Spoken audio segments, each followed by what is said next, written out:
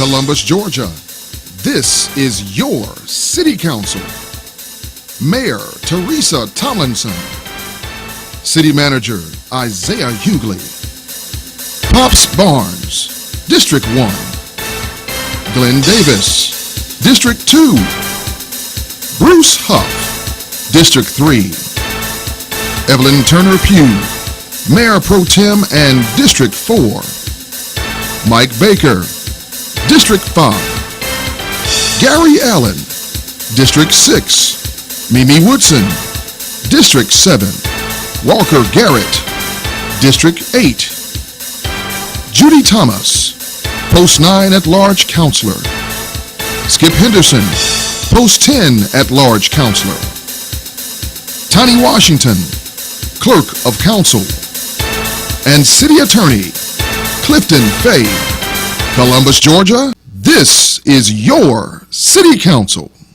Well, good evening, everyone, and welcome to the August 23rd meeting of the Columbus City Council. We're so glad to have you with us, and this evening we have a special treat. We have Reverend Jesse Reese of the Macedonia Baptist Church here.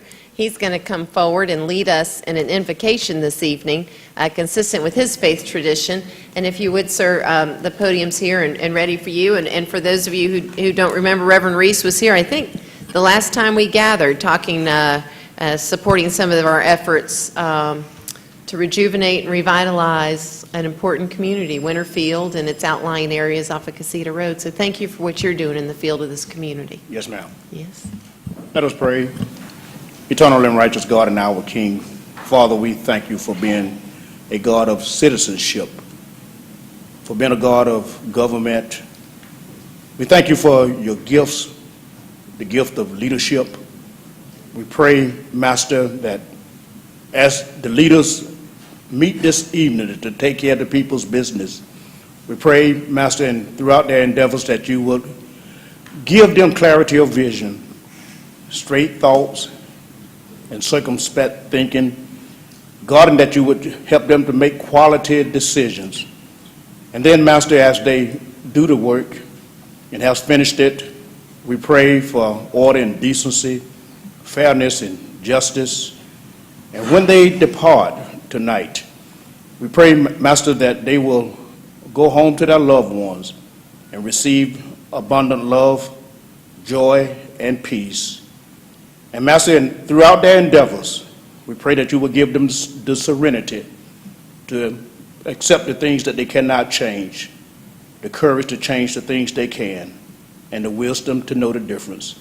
It's in Jesus' name we pray. Amen. Amen. Reverend Reese, we got a few folks want to say hello this evening. Councilor Huff. Reverend Reese. Yes, sir. Good evening. How are you, sir? Doing fine, sir. Fine. I think we're late afternoon now anyway, almost evening. Just want to let you know that Councilor Woodson gave me the information last time, and our staff emailed me a couple of days ago. So I look forward to seeing you Thursday evening at 6. Yes, sir. Thank you. We'll appreciate it. Okay. Great. Thank you, sir. Appreciate you being here this evening. Yes, ma'am. And now we have a special treat. We have some folks from Rigdon Road Elementary School who are going to help us out saying the Pledge of Allegiance. I'm going to call them forward here in front of the clerk's desk. And as they assemble, if you all would stand and prepare to have them lead us in the Pledge of Allegiance.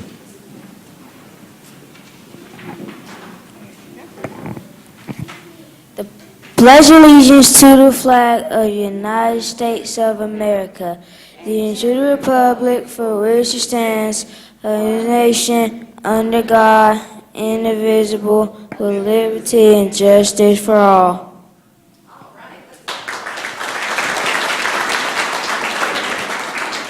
And we want to meet you, so tell us your name and what grade you're in.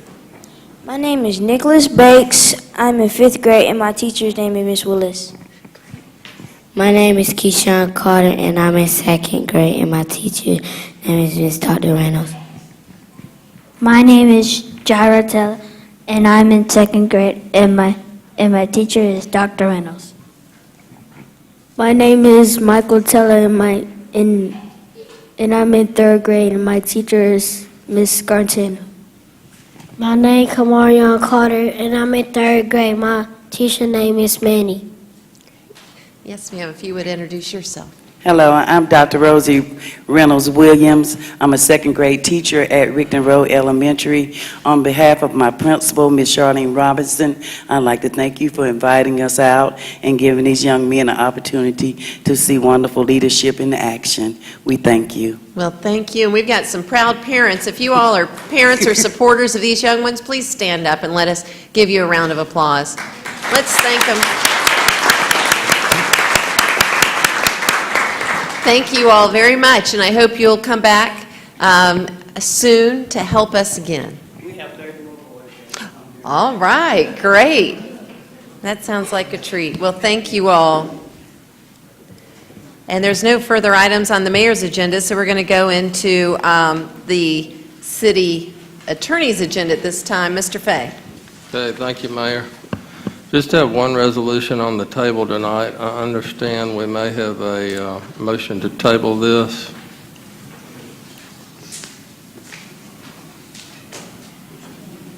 Oh, okay. We've got Councilor Allen. Thank you, Mayor.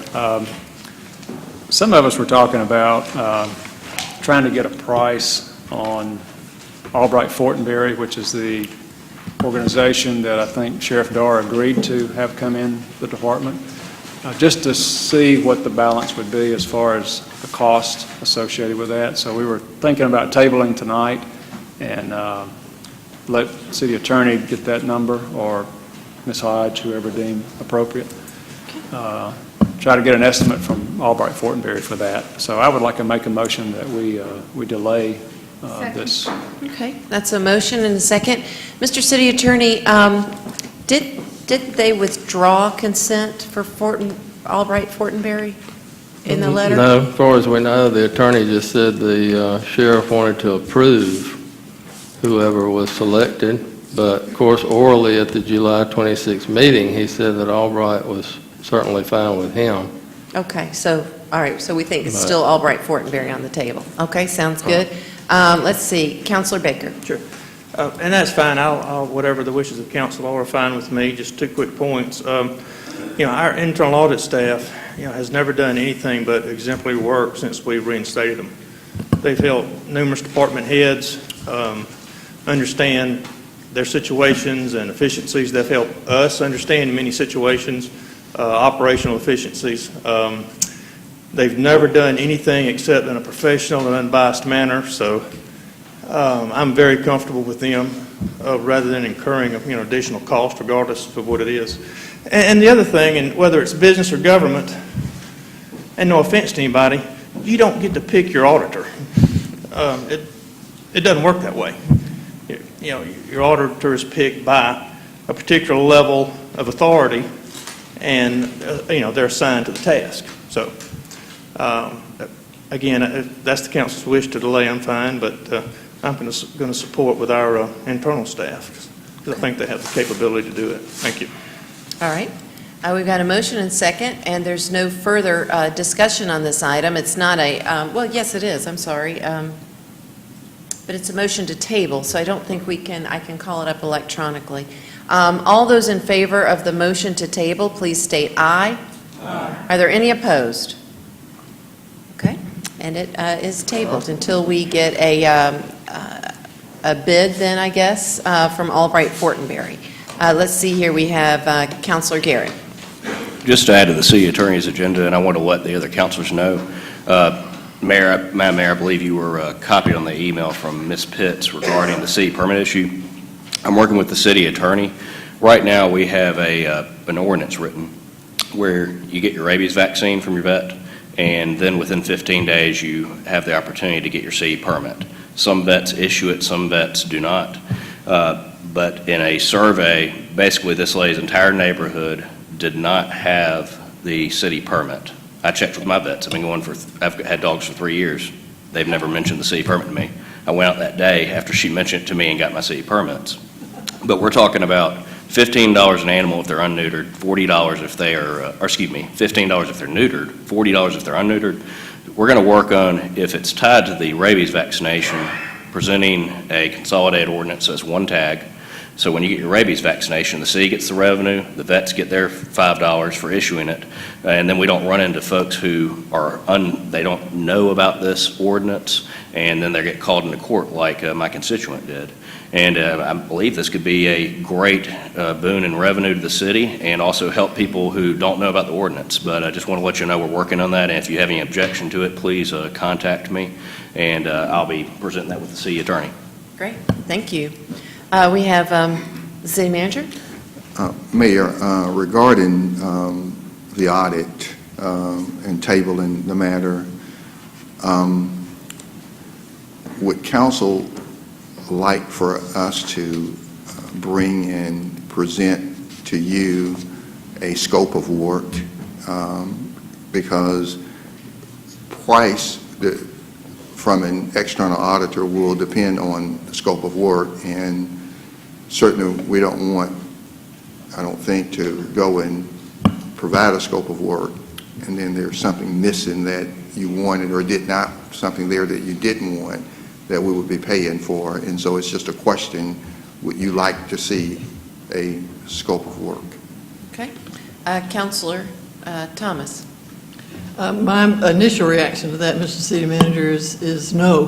That we leave, I think what Councilor Allen's motion said is that we authorize the city attorney working with whomever he needs to, if that's the deputy city manager, the internal auditor, whatever, to get a price from Fortenberry. I would like to see that brought back to us at our next meeting, so that this is not a prolonged process, that we go ahead and do what's necessary. And I think between the finance department, the deputy city manager, the internal auditor, and the city attorney, they can put together that, that scope of work for us. So my initial response would be, let's let them do their thing. Okay. We have Councilor Henderson. No, and I was going to say that that's fine. I just wanted to make sure that we don't employ them and they come back and then you say, well, you should have had them look at this, or you should have asked them for that, and we didn't. And so now you're not satisfied and we didn't give you what you wanted, and it's just a question. So we'll do, but when we come back, we just want you to know that it's what staff thought you were looking for, and something could be missing. All right. Councilor Henderson. Thank you, Mayor. And just my recollection of the discussion, when we talked about the opportunity for an audit, was that we were going to use our internal auditor and follow the procedures we always follow, which Councilor Thomas reminded me of, and that is that once the audit is completed, it's actually conveyed to the department head of the area that was audited, so they can prepare responses, because it's very much a collaborative effort. And I do recall the sheriff indicating that he would prefer our contract auditor. And I think it was made very clear to him, too, though, at the time, that based on our current financial situation, and that's why I don't mind delaying it, because if there's some way that we can tag on an existing contract and do it very, very cost effectively, I'm okay with that. But at the end of the day, we need to get the audit done. And if it is cost prohibitive based on our current financial status, then we'll move ahead with this. But I don't mind. I don't mind going through the process, just so that everybody is keenly aware that we want to make sure that this is a collaborative effort. But I'm not real optimistic. I think by the time they give us an hourly rate and we take a look at how long it'll take to be done, I hope we can. But I think the quicker we get it done, the better. Okay. All right. Thank you all. Okay. We'll bring something back then in conjunction with City Manager and Ms. Hodge. And that's all we have listed today, Mayor. All right, and it just occurred to me that I omitted something that was asked to be brought to my agenda. So I apologize, and I will turn it over to the city manager. Let's see, Mr. Counselor Davis, did you want to speak to the issue? Okay, hold on a second. Yeah. And in light of the conversation, I would like to ask this question. I know there's a name been given on the possibility of a request of using an auditor, one that we already engage, and the city's already, this group has already hired services for hire. Is there any essence of a conflict of interest here, Mr. City Attorney, from that standpoint? I'm sorry, Clifton, there you go. No, sir. The external auditor looks at all your departments, and if you simply request more information about one particular department, that's perfectly within the scope of the work that they're carrying out. I mean, there's no conflict. You are the employer, and they are the contract employee. Thank you. Okay. All right. All right. Well, again, as I said, I omitted something. Mr. City Attorney, that concludes your agenda. Is that correct? That's right. Okay. We're going to turn it over to the city manager for an item that was requested to be called forward. Madam Mayor, thank you. Item number 1 on my agenda is asking for confirmation to appoint Holly Browder as Director of the Columbus Parks and Recreations Department, and I'm going to ask that she come forward, and if you've got family with you, please feel free to have them come forward with you. I know that many of the Parks and Recreation family people are here, and they can just stand right there in place if they'd like.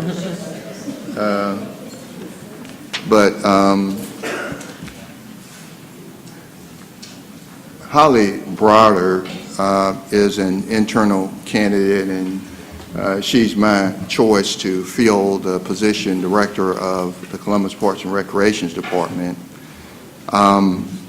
Holly is being recommended after going through our selection review process, and comes highly qualified, and she's the best candidate to fill this position at this time.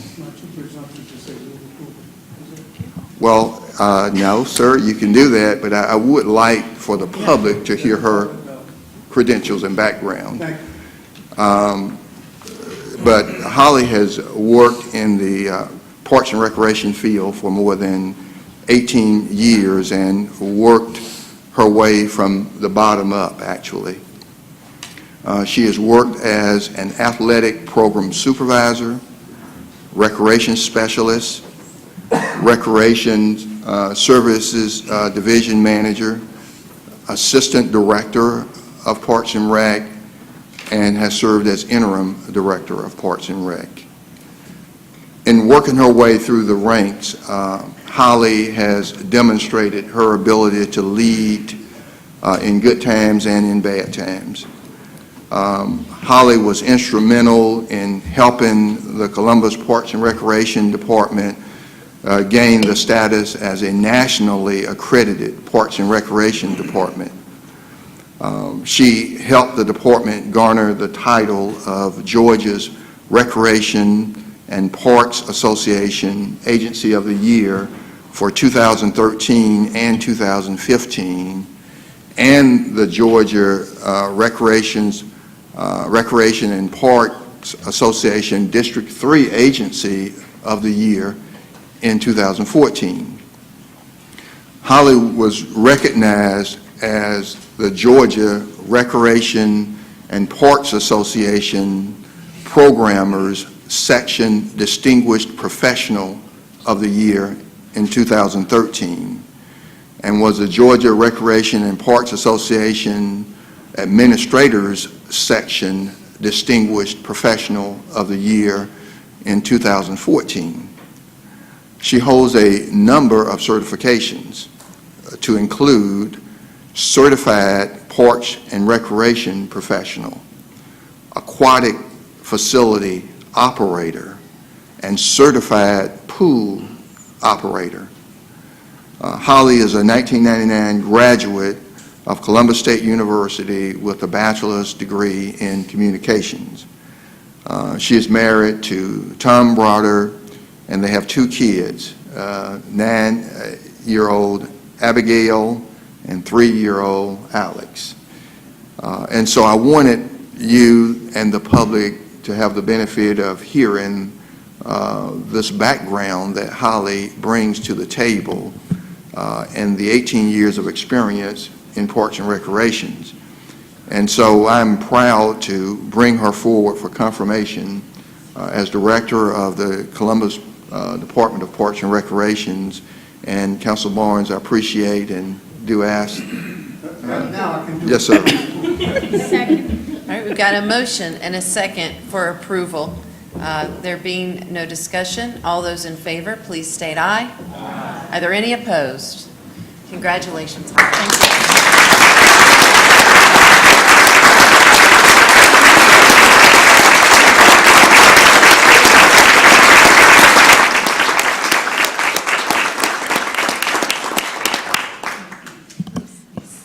Thank you very much. I had to write it down tonight. I know normally I can come up here and I can just give it off the cuff, but I was afraid I wouldn't be able to, and I wanted to certainly make sure I said my thank yous. Good evening, Mayor, City Council, and City Manager, Mr. Hughley. Thank you for this wonderful opportunity. I am both humbled and excited at this new position as Director of Columbus Parks and Recreation. I would also like to express my sincere gratitude to the dozens of people that have allowed me to get to where I am today. And I also would like to thank my friends, my family, and of course, my Parks and Recreation family, who many of were able to join me tonight, for the support that they've shown me through the years here with Columbus Parks and Recreation.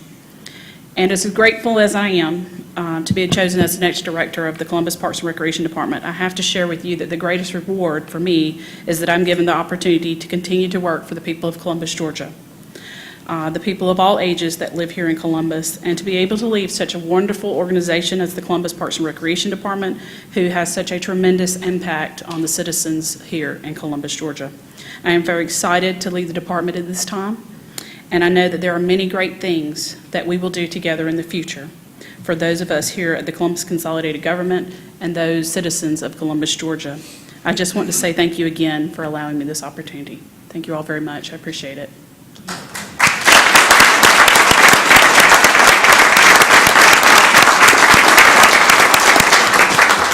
Councilor Barnes. Boy, I'm telling you now, for Holly, she's a few words, but quick to action and do things done. So I know that was an accomplishment for you to stand up there and to get that talk. But I just want to thank you for the time I've been in office, the many things in the community that I've called you on, and many positions that you've held.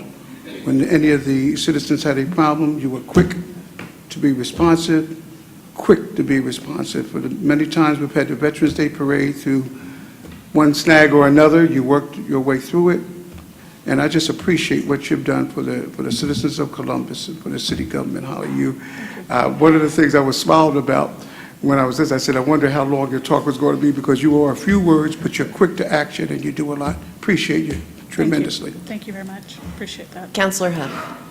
Congratulations. Thank you. I hadn't seen you tear up in a while. I don't very often. But just congratulations and thank you for all you do, and you have a wonderful staff of people here supporting you today. Yes, we do. And just always keep the kids and the community first, and you'll be fine. Certainly. Congratulations. Thank you. See, Councilor Woodson. Holly, thank you very much. We've worked on a lot of programs together, and I hope we can continue now that you're at a higher level.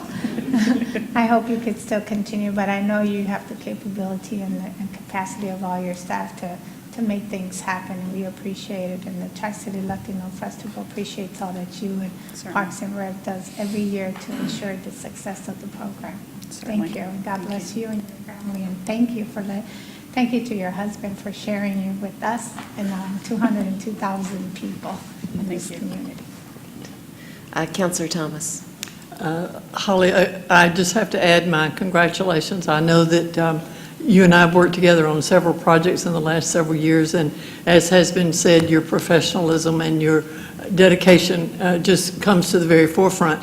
Now, I'd like for you to make sure that your children come and join you at the podium so that they can be on TV, so that everybody can see these, there you go. Where is our TV guy? Yeah, there we go. Perfect. Yeah. Great. Well, Holly, we're so very fortunate to have you as part of this team. You have a tremendous work ethic and a deep devotion to this community, and we're so proud of you. So come around and let us shake your hand. Thank you. Let's give her another round of applause.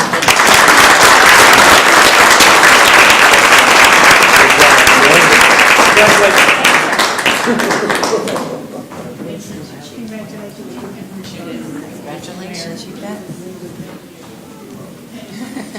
Boys and girls. Thank you. Very impressive.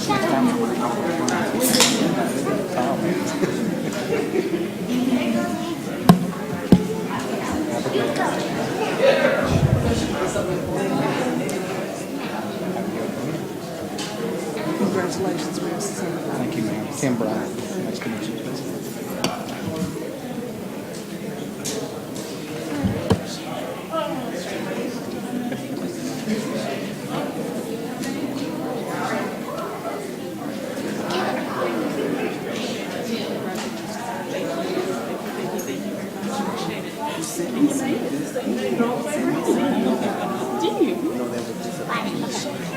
He said he didn't want to. I tried to get him to shake hands.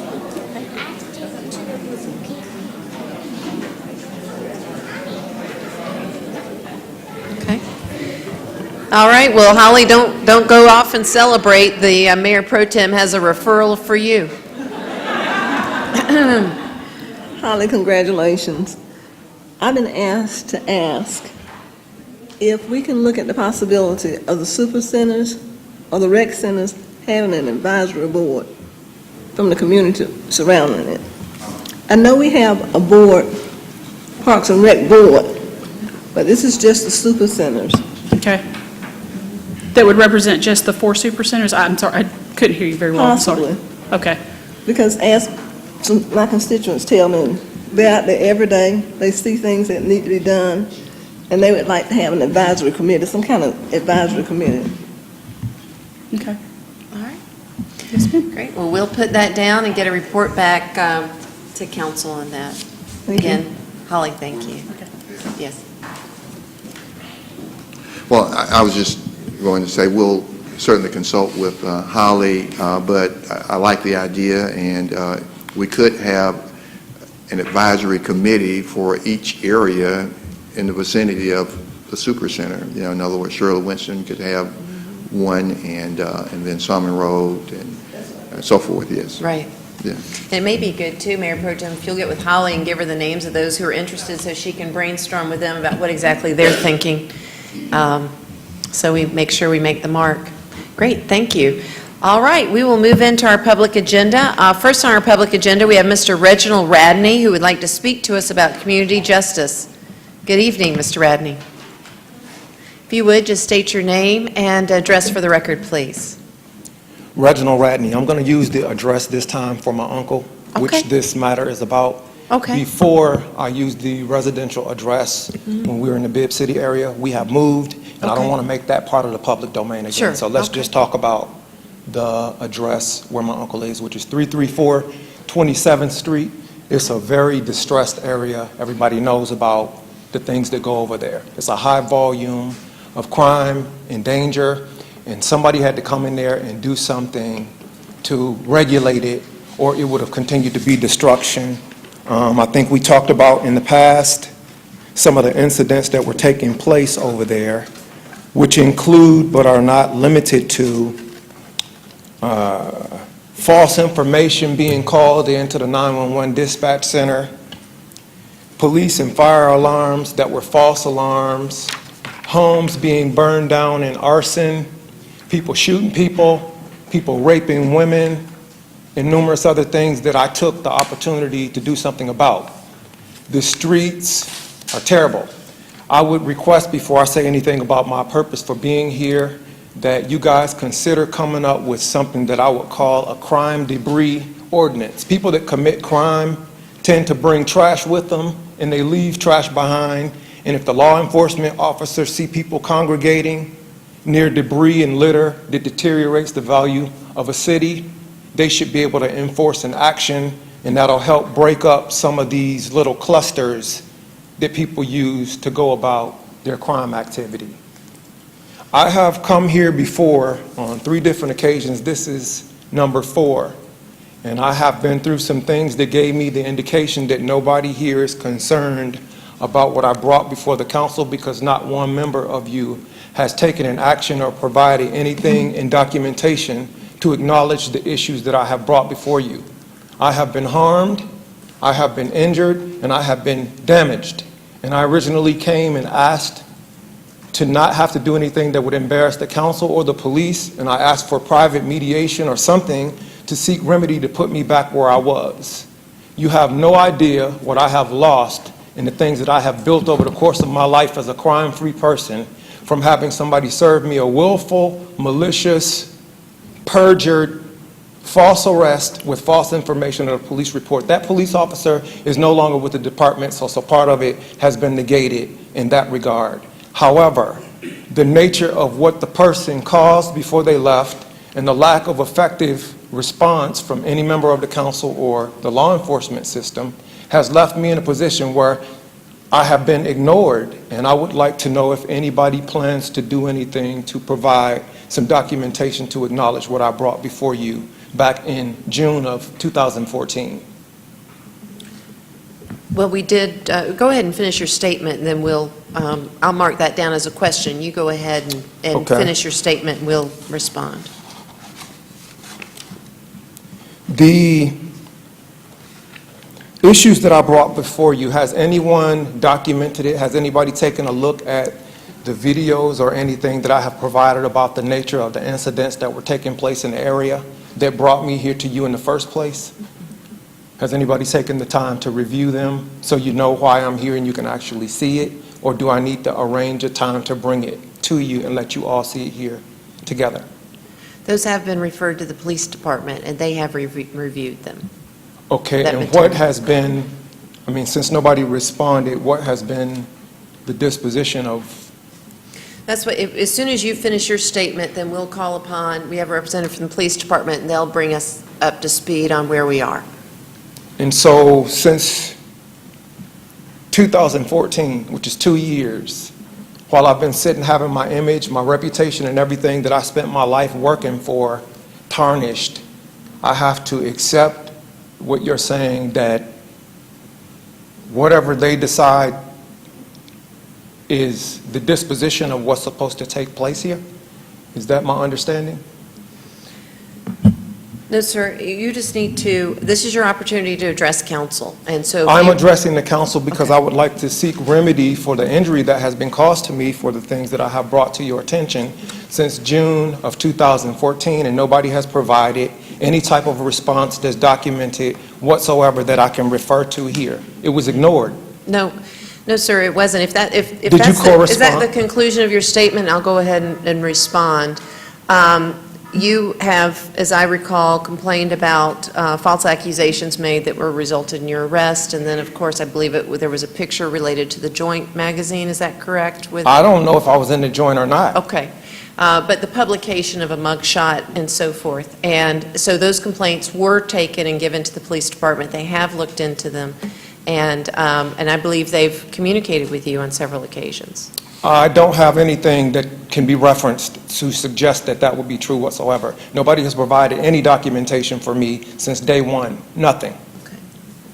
As a matter of fact, when I came before the council on a couple of occasions, I was actually attacked and disparaged. I would like something in writing to indicate what the disposition is that I can have as a physical document, or something to substantiate that somebody has acknowledged what I brought since day one, because I haven't even seen anybody show me that they listed what I came to the council for from the onset. I haven't seen anything Right.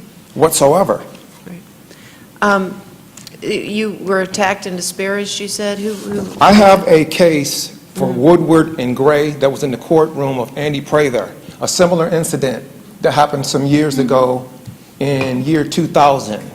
And if you want to use that as a reference point that you can look at to see the difference between the disposition of that case and what I experienced. I made a call to a 911 dispatch center after a violent attack, and instead of the officer coming in to assist me with the violence, the officer attacked me instead. And he said that he based what he did on what he knew about the crime ordinance, as well as what he claimed to be his discretion of 5 years of experience.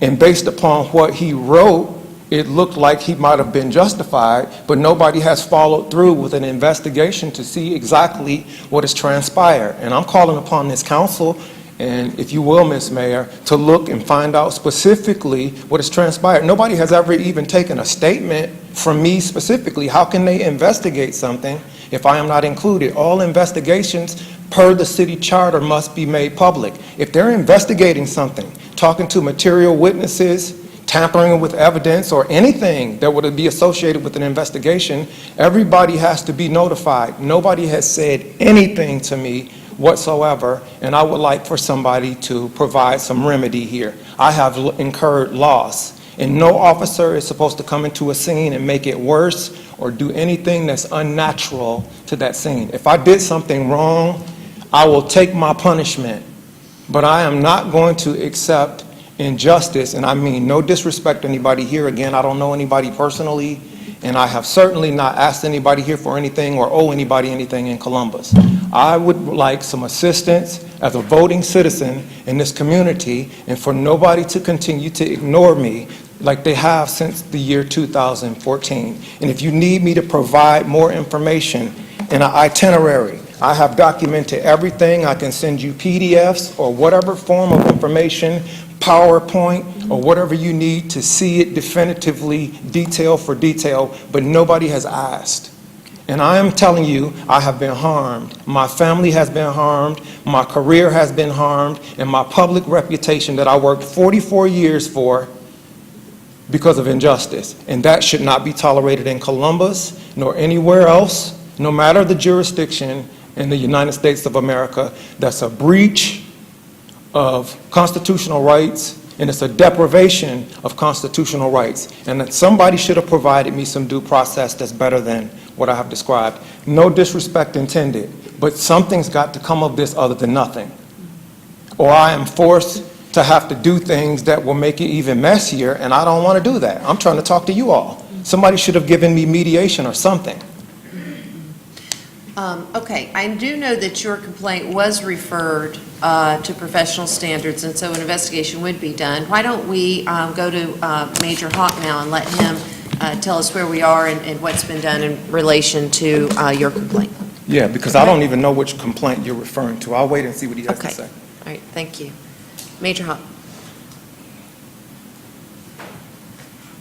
Good evening. Good evening. Just to kind of refresh y'all from the past, we've been here on the same issue. There were some other things I had not heard.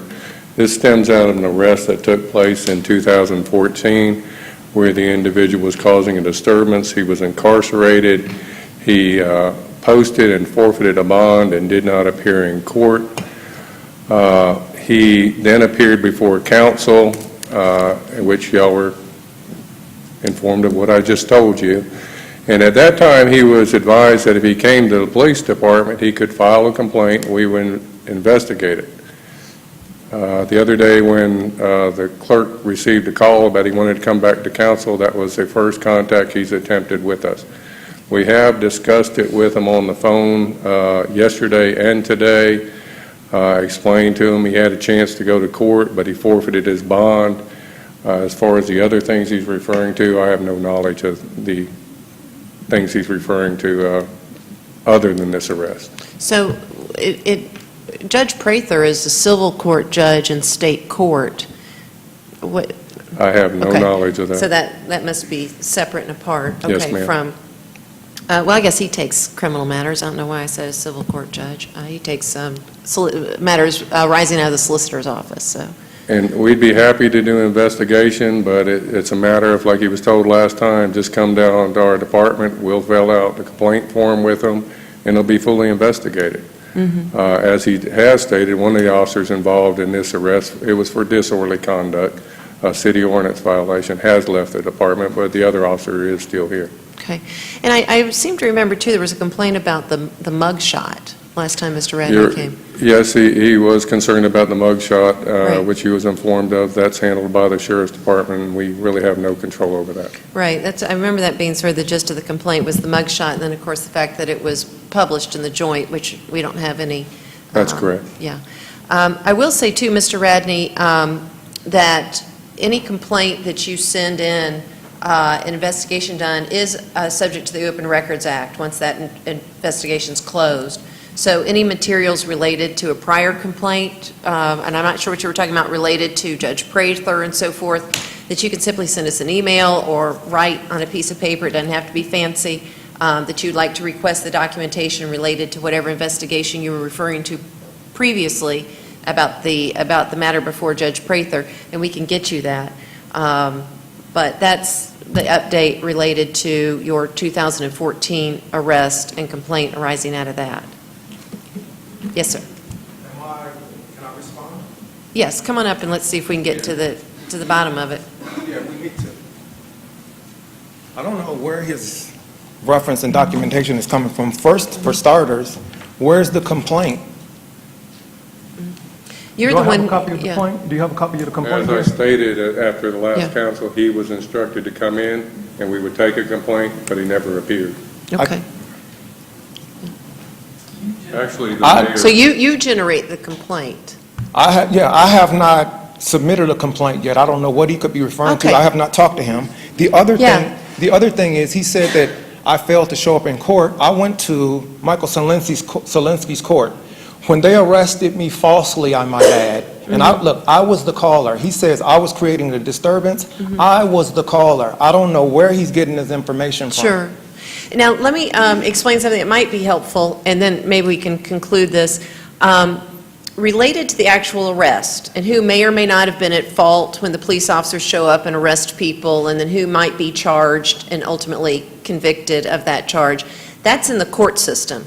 And so this body here has no jurisdiction to review who should have been arrested or who should have been convicted. That would be either Judge Solinsky or Judge Prather if that matter was ultimately referred up to Judge Prather through the court system. Now, the only thing that this body would review, and me as Public Safety Director, would be a formal complaint or a complaint. You make it online, you can go down and write it out, but a complaint regarding the police officers and their practices and procedures and so forth. And then that would be a formal investigation, which I thought you had done, but we need to actually start that process if you want us to look into it. Now, related to the complaint that has to do with mug shots and the publication of mug shots, that will have to go to the sheriff, but I will tell you that mug shots, unfortunately, and we hear this often, are public record. So even when somebody is arrested and then later on acquitted of the crime and found not to be criminally responsible for whatever it was they were charged with, their mug shots still matter of public record. And that's just a fact of the government being involved in taking these pictures and this booking information like fingerprints and that type of thing. So I hope that helps sort of segment who's responsible for which part of your complaint. I'll close with this because this matter needs to be pursued further than in here. Again, I want to make sure the public record, I don't know where he got his information from. He has not communicated with me. I was the one that called after being attacked violently, and I don't know what his information is being driven by. And to stand here in this public record and tell the city of Columbus and all these counselors that misinformation is inappropriate, but I do not want to challenge the Columbus Police Department here. As a matter of pursuing these actions in terms of responsibility and accountability, if the patrol division or the command staff at the police department or the city councilwoman or the council will not respond when somebody brings matters to their attention, it is within the voters' rights to come before a constitutional governing body and ask them for the remedy that these people will not provide because they work for the state. Ultimately, they defend the state. So they're not going to come in here and tell you they did something wrong. And the public safety director and the council represents the public safety for the community. Right. Meaning that the citizen, the voting citizen who they work for, Yeah. is the one that's left vulnerable, and somebody has to do better than this. Right. to- If And let me, you let me, will- let me okay, go let me just ahead. add one more thing. Yes. In terms of how the mug shots Mhm. were taken, there are two things I just want to add quickly.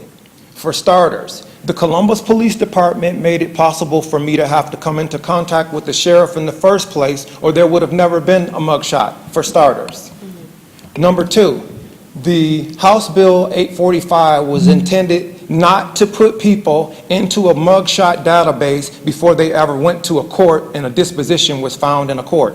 For starters, they put me in there, they disparaged me, I came before the council and had personal attacks made against me with my image out there depicted adversely. These are material facts. Nobody has looked into the nature of the incidents that have taken place previous to the incident, before that arrest even came into play. Somebody's got to do better than what we're seeing here, and that's all that I'm requesting. Sure. I think that a big step will be taken if you will make a complaint so we know exactly what it is that you are concerned about, and we can begin investigating that. Wasn't that what I did when I came here in the public record before? No, you talked about mugshots and various other things. Well, why is everybody But saying that I because we have have filed to a know- complaint already?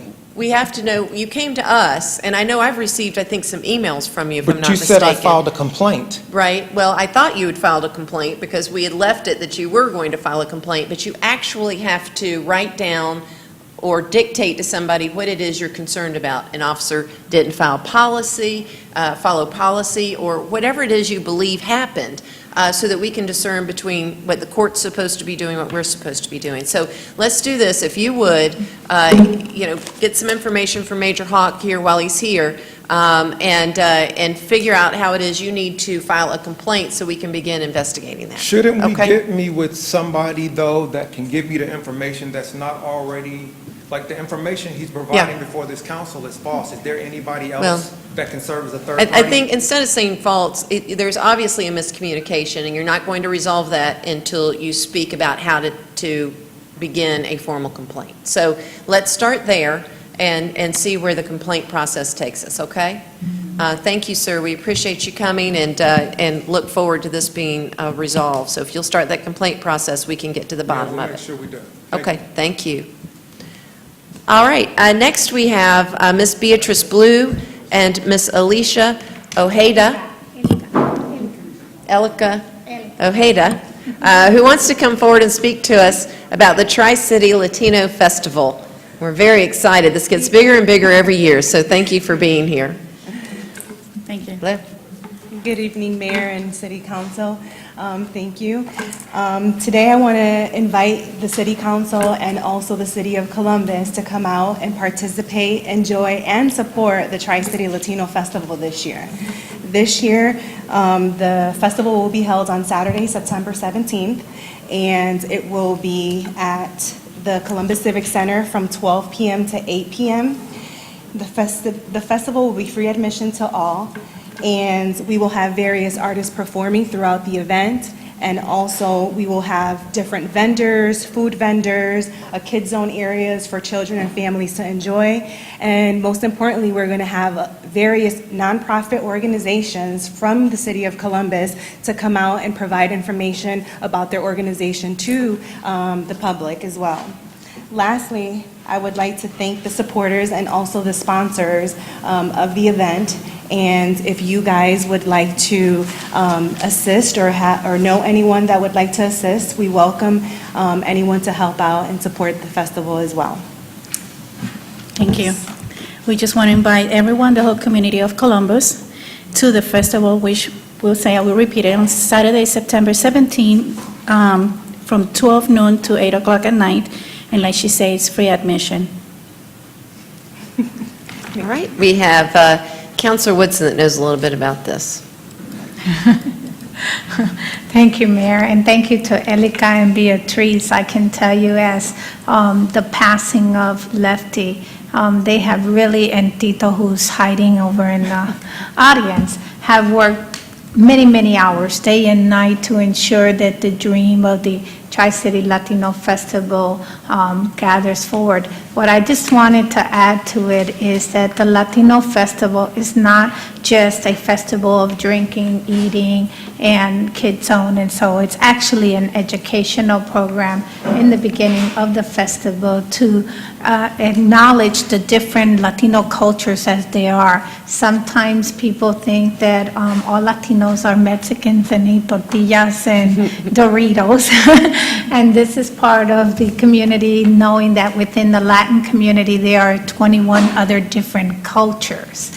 And so the beginning of the festival, it's an educational piece, and it's also bilingual. That's what makes this festival very unique and special among the other Latino festivals. If you were to research it, you would see most of the Latino festivals are music, eating, and just enjoying each other's company. And they don't have like a kid zone or anything like that. And then if you look at our festival is a Tri-City festival, involves 3 communities. It has an area for the children and the family to spend time together. It is an educational, and then there is the food and the dancing and the good time. And Mayor, in behalf of the whole familia, because we don't call ourselves a board, we call ourselves a familia, we want to say to you and to this council, to the city manager, to Lisa, to Parks and Rec, from the bottom of our heart, and if I get emotional, I'm sorry, we say thank you, because for many years the Latin community wanted to do something, and we have not been able to. And since you have taken office and you talked about diversity, and the city manager and his love for diversity and different cultures has helped this festival to be successful. We are on our 4th year, and like I said, this was a baby, and the baby's crawling, and next year will be our 5th anniversary, and the baby has actually started walking. And it would never happen without this community and the people that supported, and these 3 people here, and Millie back there, de Toro, she's kind of sick, so let's pray for her. And she's still coming, and still working to ensure that the children and the families have a good time. So from the bottom of our hearts, we want to say thank you to the citizens, to the supporter, and this government for understanding the vision and helping us to execute it with lots of success. Great. Thanks. Well, thank you. We will look forward to seeing you on September 17th, starting at noon, going to 8. Thank you. Thank you all so much. All right, that concludes our public agenda, and we will head into the city manager's agenda. Oh, wait, hold on a second. We got Councilor Huff. Right before we move on, Officer Joyce Fitzpatrick is sending out some information to all of council that they have a blue lights in the community, which uses community with unity in it, on the Unity 16, and it's going to be Thursday, September 8th at 5:30 in the visitor center there across from Houlihan's, number 11 9th Street, and that'll be 5:30 to 6:30, September 8th. Thank you. All right, Mr. City Manager. Thank you, Madam Mayor. At the last business meeting, we had the HR Director, Aretha Hollowell, to provide a health insurance update, health insurance for active employees and pre-65 retirees. And we told you at that time, after she had answered all your questions, that we would come back this business meeting with a resolution. And so we're requesting your approval or your confirmation for rate changes for health insurance for active employees and pre-65 retirees, modifications to the plan benefits, and approving a wellness incentive option that was explained at the last meeting. We're requesting your approval. All right, we have Councilor, well, let's see if we get a motion first, and then we have discussion. Is there a motion to approve? Okay, no motion to approve, and we won't have health care this year. I don't know if we're going to have discussion first. I'll motion to approve. Okay. Yeah, usually you'd motion, prove, and second, because if nobody wants it, there's no need to discuss it. So we got a motion and a second, and now we'll have Counselor Garrett with discussion. I was going to move to table the vote. I believe most of council, and I was going to move to table it until our September 27th meeting. Most of council, we've been exposed to a presentation and the concerns of the employees, and we were exposed by a consultant to some solutions that are very much out of the box and could not only help our employees, but also save the city some money. So I think we definitely need some more time to discuss this. I'd propose that if anything, okay, thank you. Okay, so substitute motion to table in a second. I would say, as part of the discussion, particularly if they're outside of the box, definitely get them in, because we have a multi-million-dollar healthcare system that will have to be, the proposals will have to be vetted by our benefits manager. Yes, Well, Mr. City Manager. And let me say, Mayor, of course, we can do whatever council want us to do, but we've got open enrollment scheduled for October, because the health insurance plan premiums or modifications are to be effective January, and of course you've got to go through a process of getting the insurance cards out and doing all that we do. Our benefits consultant worked with HR, as you know, and you had how many meetings with employees? We had 25 meetings with over 500 employees present. 25 meetings with more than 500 employees attending those meetings, and we answered questions. And so, of course, we were here last meeting to present and answer questions. And when is open enrollment? The first week in October. First week in October. So if we delay this, we come back to you and we're trying to revamp what we spent a year doing in 30 days or 60 days, we're going to have a challenge on our hand. And but certainly we'll do whatever you want us to do, but we have been working on this for a year. And with all of those meetings, we went, if there were one or two together, we sent the HR director to talk to them and answer questions. And over 25 meetings all across this government, and a lot of opportunities and for employees to come and share their thoughts and concerns and put other offers on the table that we could have had the paid benefit consultant to vet. And so that's kind of where we are. If we come with something new on the 27th, I've seen discussions on health care around this table take more than 6 months. And time is of essence. And so I just, for whatever it's worth, I just share that with you. So I don't know where the questions are coming from or who they're coming from, but there's been a lot of meetings and discussions, and it's been a year. Sure.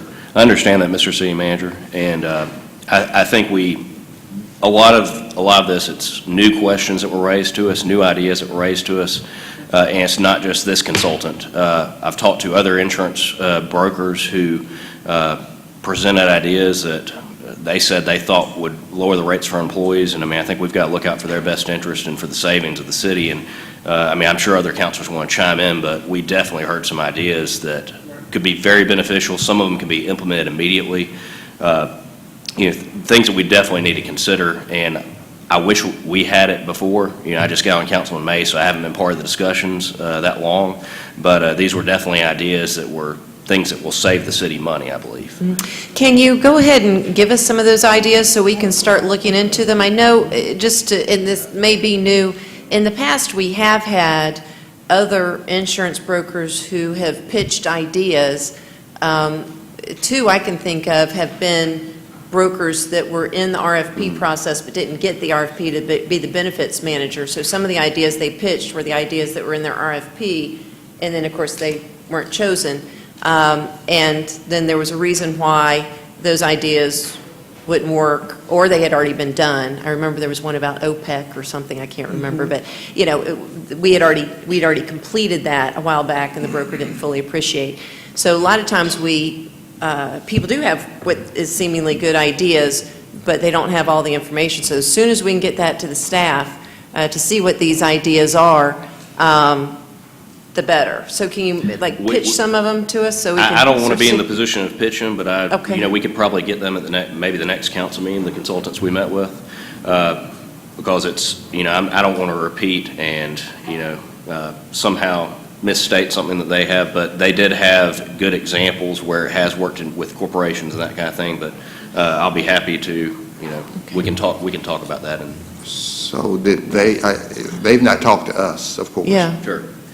And, you know, I mean, our door is always open if there are bright ideas out there and... Sure, we'll work on setting up a meeting. And so... Well, why don't we have them, whoever this consultant is, meet with Retha ASAP? Sure, we can do Like this that. week, and tell them their ideas and so forth, and then we can begin to vet it, because waiting 2 weeks to council, it only hurts. I know everybody has great intentions, but it only hurts the employee. Sure. I mean, the last time we went round and round for 6 months, nobody intended this. Everybody was working so hard to get it done, but we ended up charging, with best intentions, charging our employees more in premiums for the lesser plan because we moved things around and it threw out of whack the well-thought-out plan that had been worked on for a year. So, you know, that's fine, but that's just what happens when you Sure. start pulling straws out of things that have been built, so. And I almost wish we could move forward with the plan, and then all of those ideas over the next 60, 120 days, 6 months, we could, like we started this process a year ago, we would then, because next year this time, we're going to be back here before you presenting what we would propose as the plan going forward for the next fiscal year. I mean, it's just not something typically that we are able to work out in 30 or 60 days. Right. Because whatever we talk to the consultant about, then we got to start another process of meeting with employees to explain it to them. And should we have 25 more meetings to explain it to them? And then what if they disagree? I don't like it. And open enrollment should have been October, effective January, and I don't know where we will be. So whatever we talk to consultant about, and if there's a change, then we got to start another series of meetings with employees. Let's go on and continue discussion. Thank you, Councilor Garrett. I would say if we can get a meeting with the broker with the new ideas, and the councilor is interested in hearing those new ideas, and Retha and our benefits, and y'all just get it on the table and talk about it, because you know, the healthcare industry is something that people are pretty aware of the ideas, and so I'm sure it won't be news to Retha or to our healthcare provider, and there's probably a reason why we haven't already done it, but it could be a novel idea, and we need to know how soon it will be able to be implemented. So I think the sooner the meeting with the broker and the counselors interested in those ideas and our folks to get to the bottom of it, the better, because I'm actually a little nervous for the employees right now.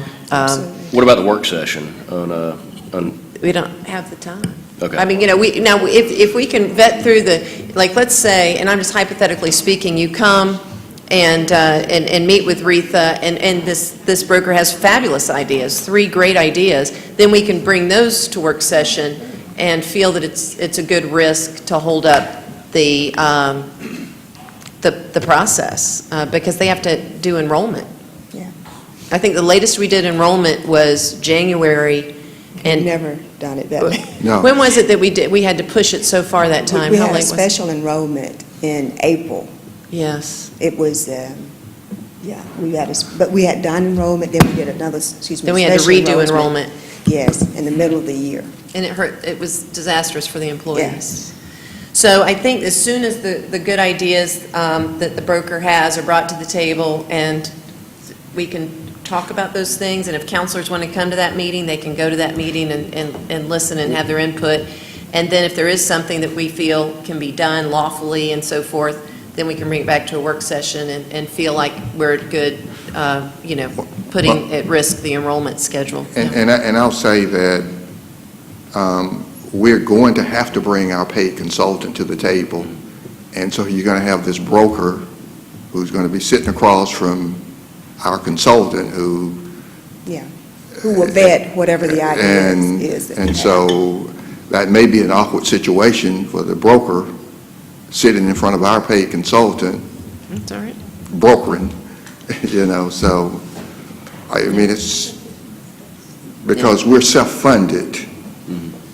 We have to remind them that we don't go through a broker. We are self-funded. And so the broker could have an idea, and our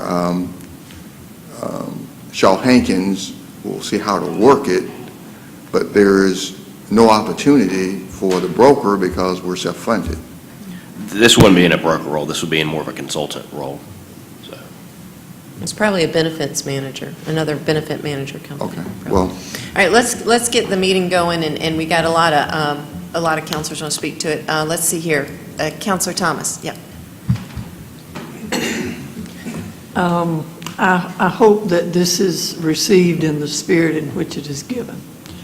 One of the complaints that I have heard from employees who went to those 25 meetings, various ones of those meetings, is that from those meetings there was information given to the employees about the plan as if it were a fait accompli, and that if there were any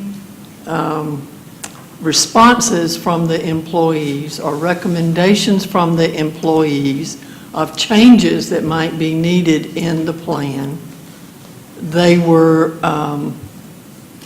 told, in essence, thank you for sharing that, but this is the plan. And that there were no changes made in the plan from the time it was first presented to the employees until tonight, quite frankly. And so the employees that I talked with seem to think that, they go there to get information on how much they're going to have to pay, but they don't go there with a real opportunity to have input into the plan, into what goes into the plan. I believe that you are aware that I was very concerned that our Employee Benefits Committee did not have a stronger role in helping to design the plan. They were brought into this once the plan was designed. And I know that we have a consultant whom we are paying lots of money to do that because that consultant has knowledge of the market and so forth.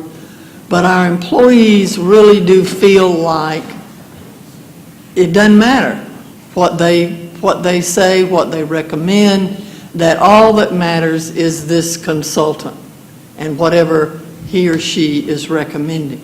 Whether that is true or not, that is the perception of many of our employees. And I do think that if we can do whatever we need to do to dispel that perception, we ought to be doing that. And I know that health insurance is a very specialized field, and that some of the things that are in the health insurance field and some of the practices and so forth are very different than what they were 5 years ago or 10 years ago or whatever. And so some of the kinds of things that might be recommended by our employees are not feasible. But we still need to make sure that there is a process and a procedure for our employees to have input into the plan. And I do think that if we can hold off for a week, a week and 2 weeks, whatever, either to next week's work session or to our next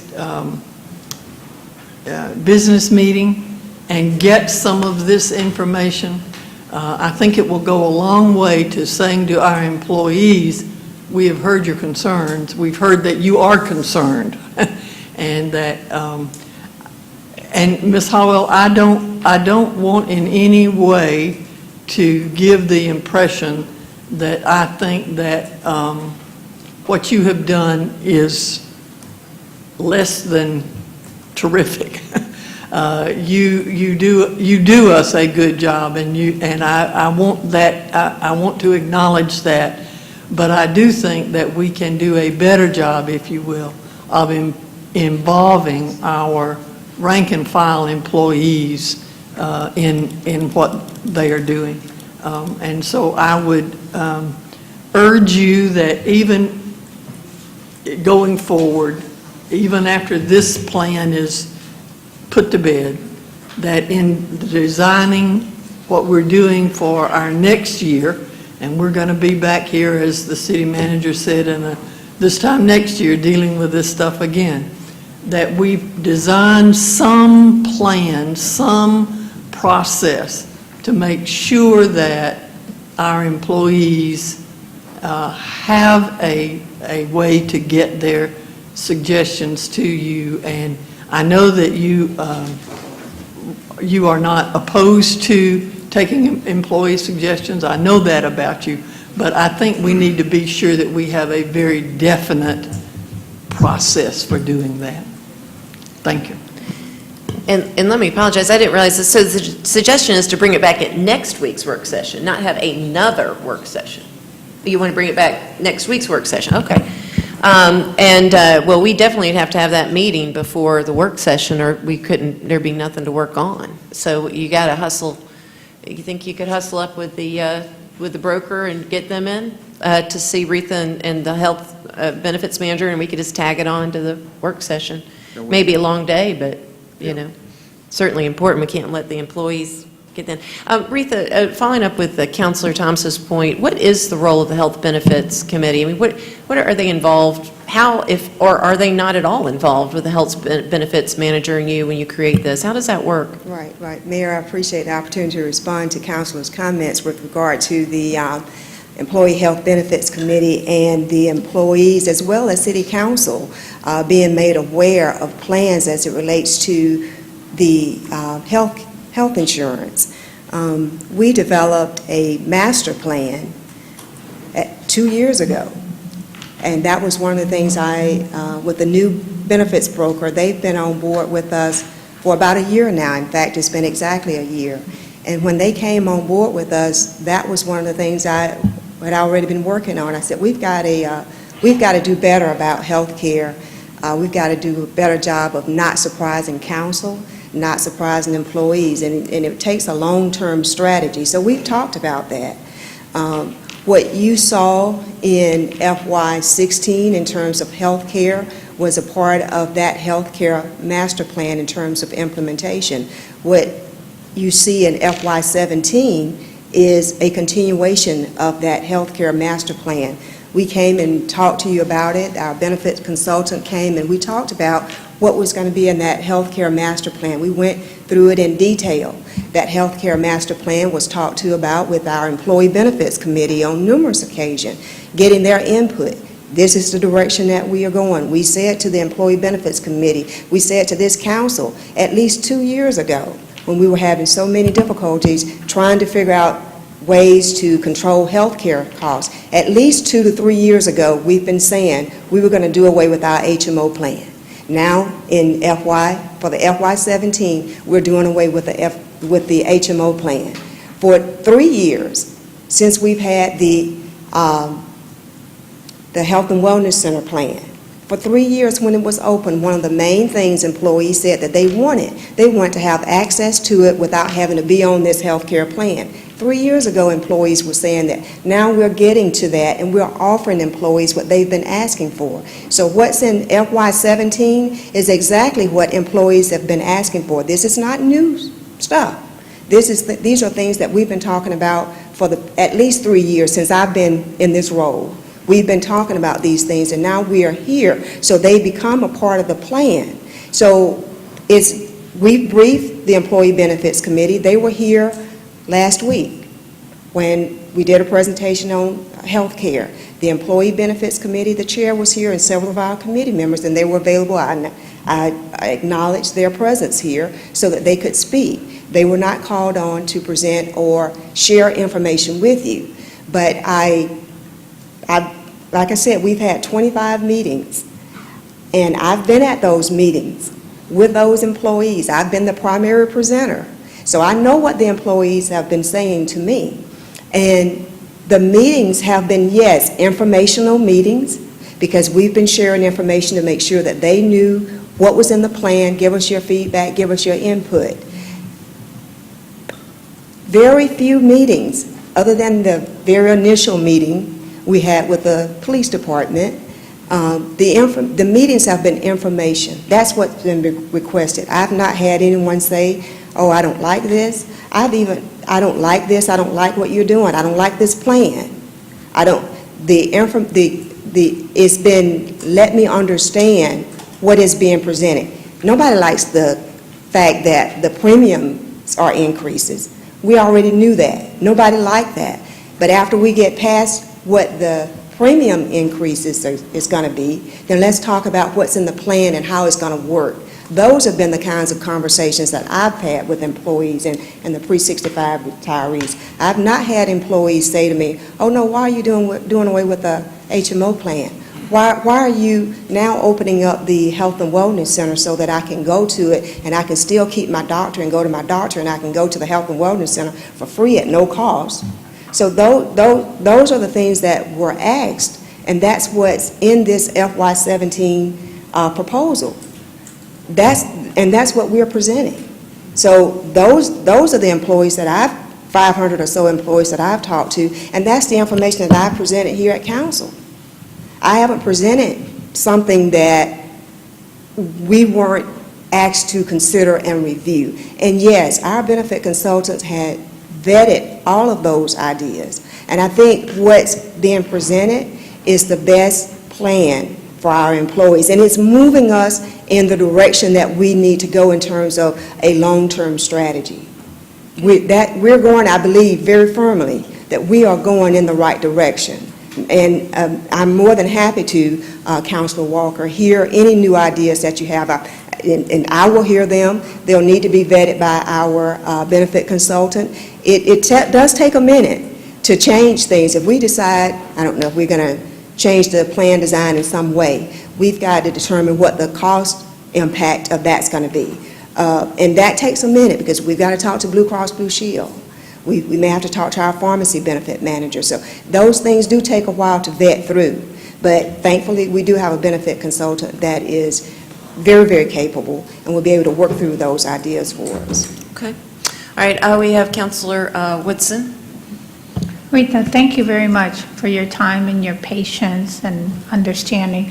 Please don't take it personal, because even when they met with us, they complimented you completely, you know, on the hard work that you do. And yes, I had the same, you know, discussions about that. It was just kind of like informational and stuff. But I wanted to ask you something that they made a point. And I think I have the stuff in my car. When we leave here, you know, I can give it to you. You can look at it and call them. That'd be helpful. But one thing I want to ask you, our benefit council, do they tell you of any other programs that are out there, or do they just give you a set program? This is what's going to cost for medical, this is going to cost for hospital, this is going to cost for that.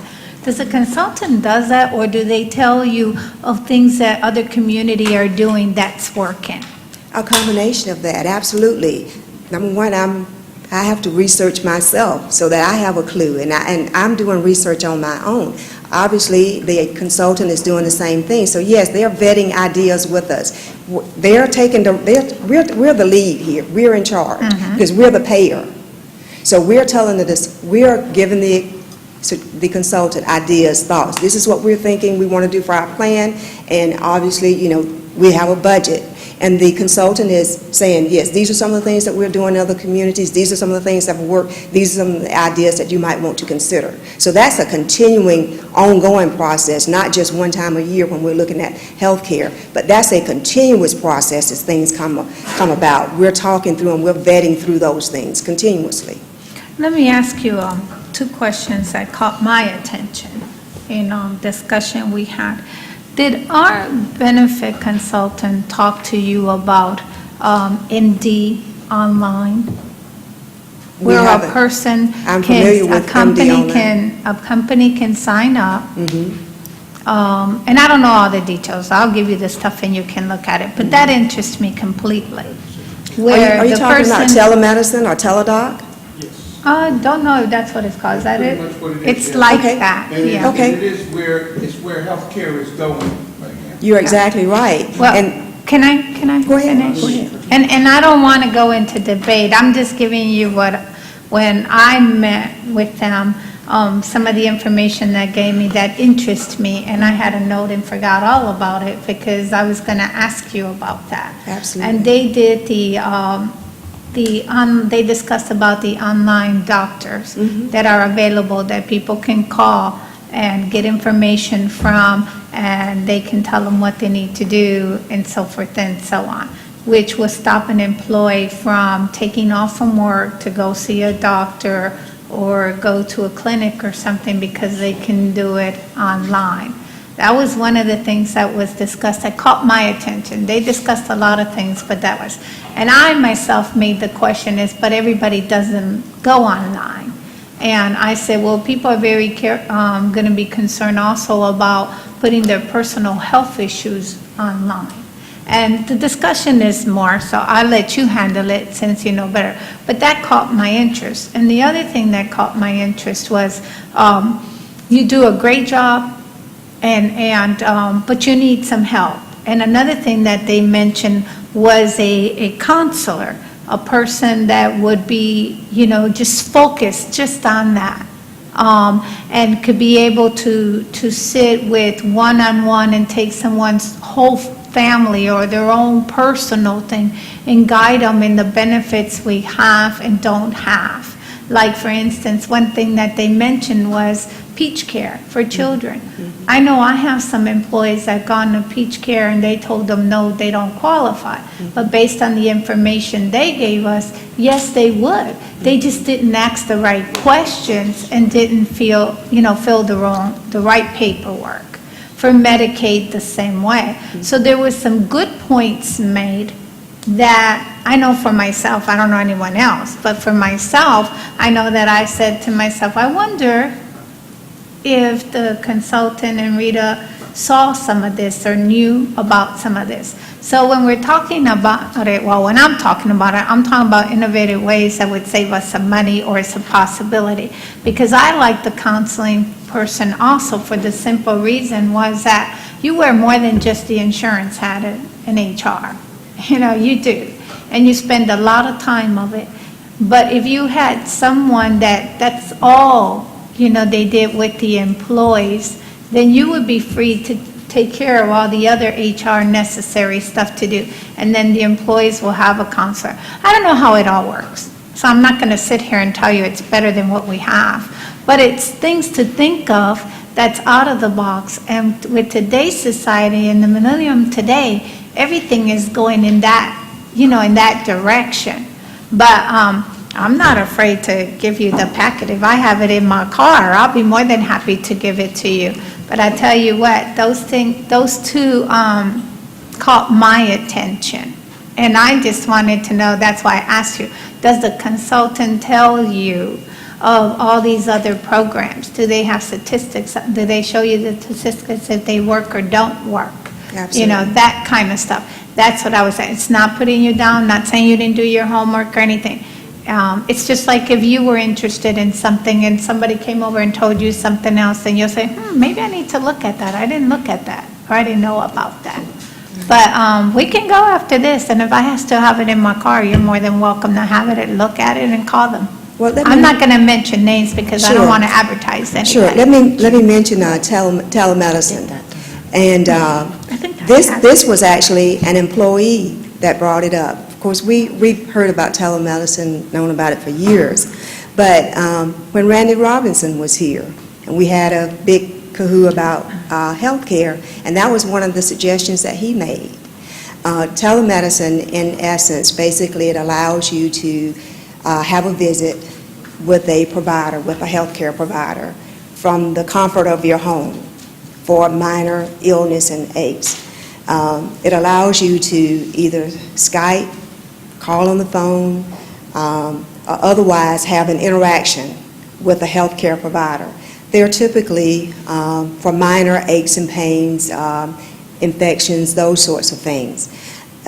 If the physician will prescribe you medicine, they have to have some type of face-to-face with you, a Skype or something like that, okay? So that is something that's been vetted with the Employee Benefits Committee. In fact, it'll be brought online in FY17. The way we're easing it in is trying it out with employees. Employees will have it as an option this year in FY17 when they meet with an enroller. They will have an opportunity to sign up for what's called teledoc, which is telemedicine. They can choose it. It's going to be $6.99 a month, and it's for your whole family. There's no other copay. You get it for the whole year. You just pay $6.99 a month. So we're trying it this way to see how many employees will sign up for it, and then next year we'll move to another phase with it. So I agree with you. That's an excellent benefit. So that's going to be implemented. Now, your second question as it relates to a counselor having a one-on-one with an employee so that they can sit down and go point by point on every benefit that's offered and having that available to the employee. That's one of the benefits of our consultant. We have a call center. Every time I get an opportunity, if you just downstairs here, there's a number. There's a big easel down there. It says call the call center. When you call the call center, these are advocates for the employees of the Columbus Consolidated Government. When you call, no matter how small your problem is, no matter how big it is, there's no wrong answer or wrong question or stupid question that you could call them and ask. If you're not sure about your health insurance, you can ask, well, walk me through it. Help me understand my health insurance. They know our health insurance. They can walk you through it. If you have a question about your dental, if you have a question about vision, if you have a question about the flexible spending account, anything related to our benefits, those counselors, that's what they're there for. They can walk you through it step by step. If you have a problem with a claim issue, you went to the doctor and you got your benefit statement in the mail that said you owe $240. You said, well, I don't think I owe $240. You pick up the phone, you call the 1-800 number of the call center and say, hey, look, I don't think I'm supposed to pay $240. The advocate starts to work for you. If they need to call Blue Cross Blue Shield, if they need to call the provider, that's what they're going to do. You can correspond with them via email as well. That also helps ensure your privacy. You can sit there at your desk at work and you can send an email to customerservice@shawhankins.com and say, this is my problem. They will email you back. Or you can call the 1-800 number, like I said, that's posted downstairs on the bulletin board. It's also posted at the government center and other places. Of course, it's posted on our website. So you're right, we do need help. And that's one of the reasons that we have Shaw Hankins, that we had also in our previous vendor, is they have an excellent call center. You can call it, the hours, I believe, are 8:30 to 5 each day, Monday through Friday, so you could call, and then you can send an email anytime you want to. So that's really the best way, and it ensures employees' privacy. They're not calling human resources people that they know and that they might see at the cafeteria. They're calling someone that doesn't know them. This ensures their privacy. So these counselors are trained. They know our plan. They know it better than I know it. And they can walk them through it, and they can troubleshoot things for them. So I appreciate you bringing that up. It gives me an opportunity to get employees to call our call center. Well, the counselor does a little bit more than that. I mean, it does what you're saying, but my understanding on it, and you can get more information, they'll do more than that. Because they'll be able to tell if someone actually qualifies for Medicare or Peach Care so that they won't have to be on our insurance policy. So they do a little, well, I don't know if they do, but that was part of the presentation, that one counselor one-on-one would also tell them, why are you under this insurance policy when you qualify for this? And then one of my response was, a lot of people look at Peach Care like it's for low-income people only. They look at people, if they're on Medicare, they turn their face around a little bit because it seems like a negative word. And he said, that's the perception people get, but it's for everyone. If someone, and people can qualify even making $50,000 a year. And that was very surprising to me. And that's what caused, my interest on it. And I wish that before I asked you that question and in the future, if y'all gonna experiment, with the program, then let us know. Because then if you let us know, then when someone comes and talks to us, we can say, you know what, thank you for that information. That tells me our staff is right on point because they are going to experiment with that program. You see what I'm saying? Absolutely. Sometimes we forget those little details that can be very important, because I bet you that our employees watching us and people out there didn't know, except that handful of people that are going to try it, of that MD, because I've never heard of it. And the way it was presented, they work with the 3 hospitals here in Columbus, Georgia. So that was very interesting too. But I'm not going to take more time because I'm not an expert. I'm just telling you what I found interested in it. And like I said, when we leave here, we can check, and if I still have it in my car, I'll give it to you. If not tomorrow, you can just come to my employer and I'll give it to you, because they are that. But I appreciate you telling us that we are going to do an experiment on it. But next time, can we have it before we question you on it? Sure. And that would seem better. But please don't feel like we don't think you're doing your job. Because it's not. It's just like I told you before. If you get ready to buy a house and you're all excited and you're ready to go put that signature on there, and then your cousin comes and tell you, Rita, before you do that, did you know about this? Then Rita's going to stop and question it to see if she's doing buying the right house, okay? So that's what we're doing. We're not questioning your work ethics or what you've done. We're just saying extra information came and we just want to make sure. Are we getting, everything we need for the amount of dollars we're paying? Absolutely. Thank you.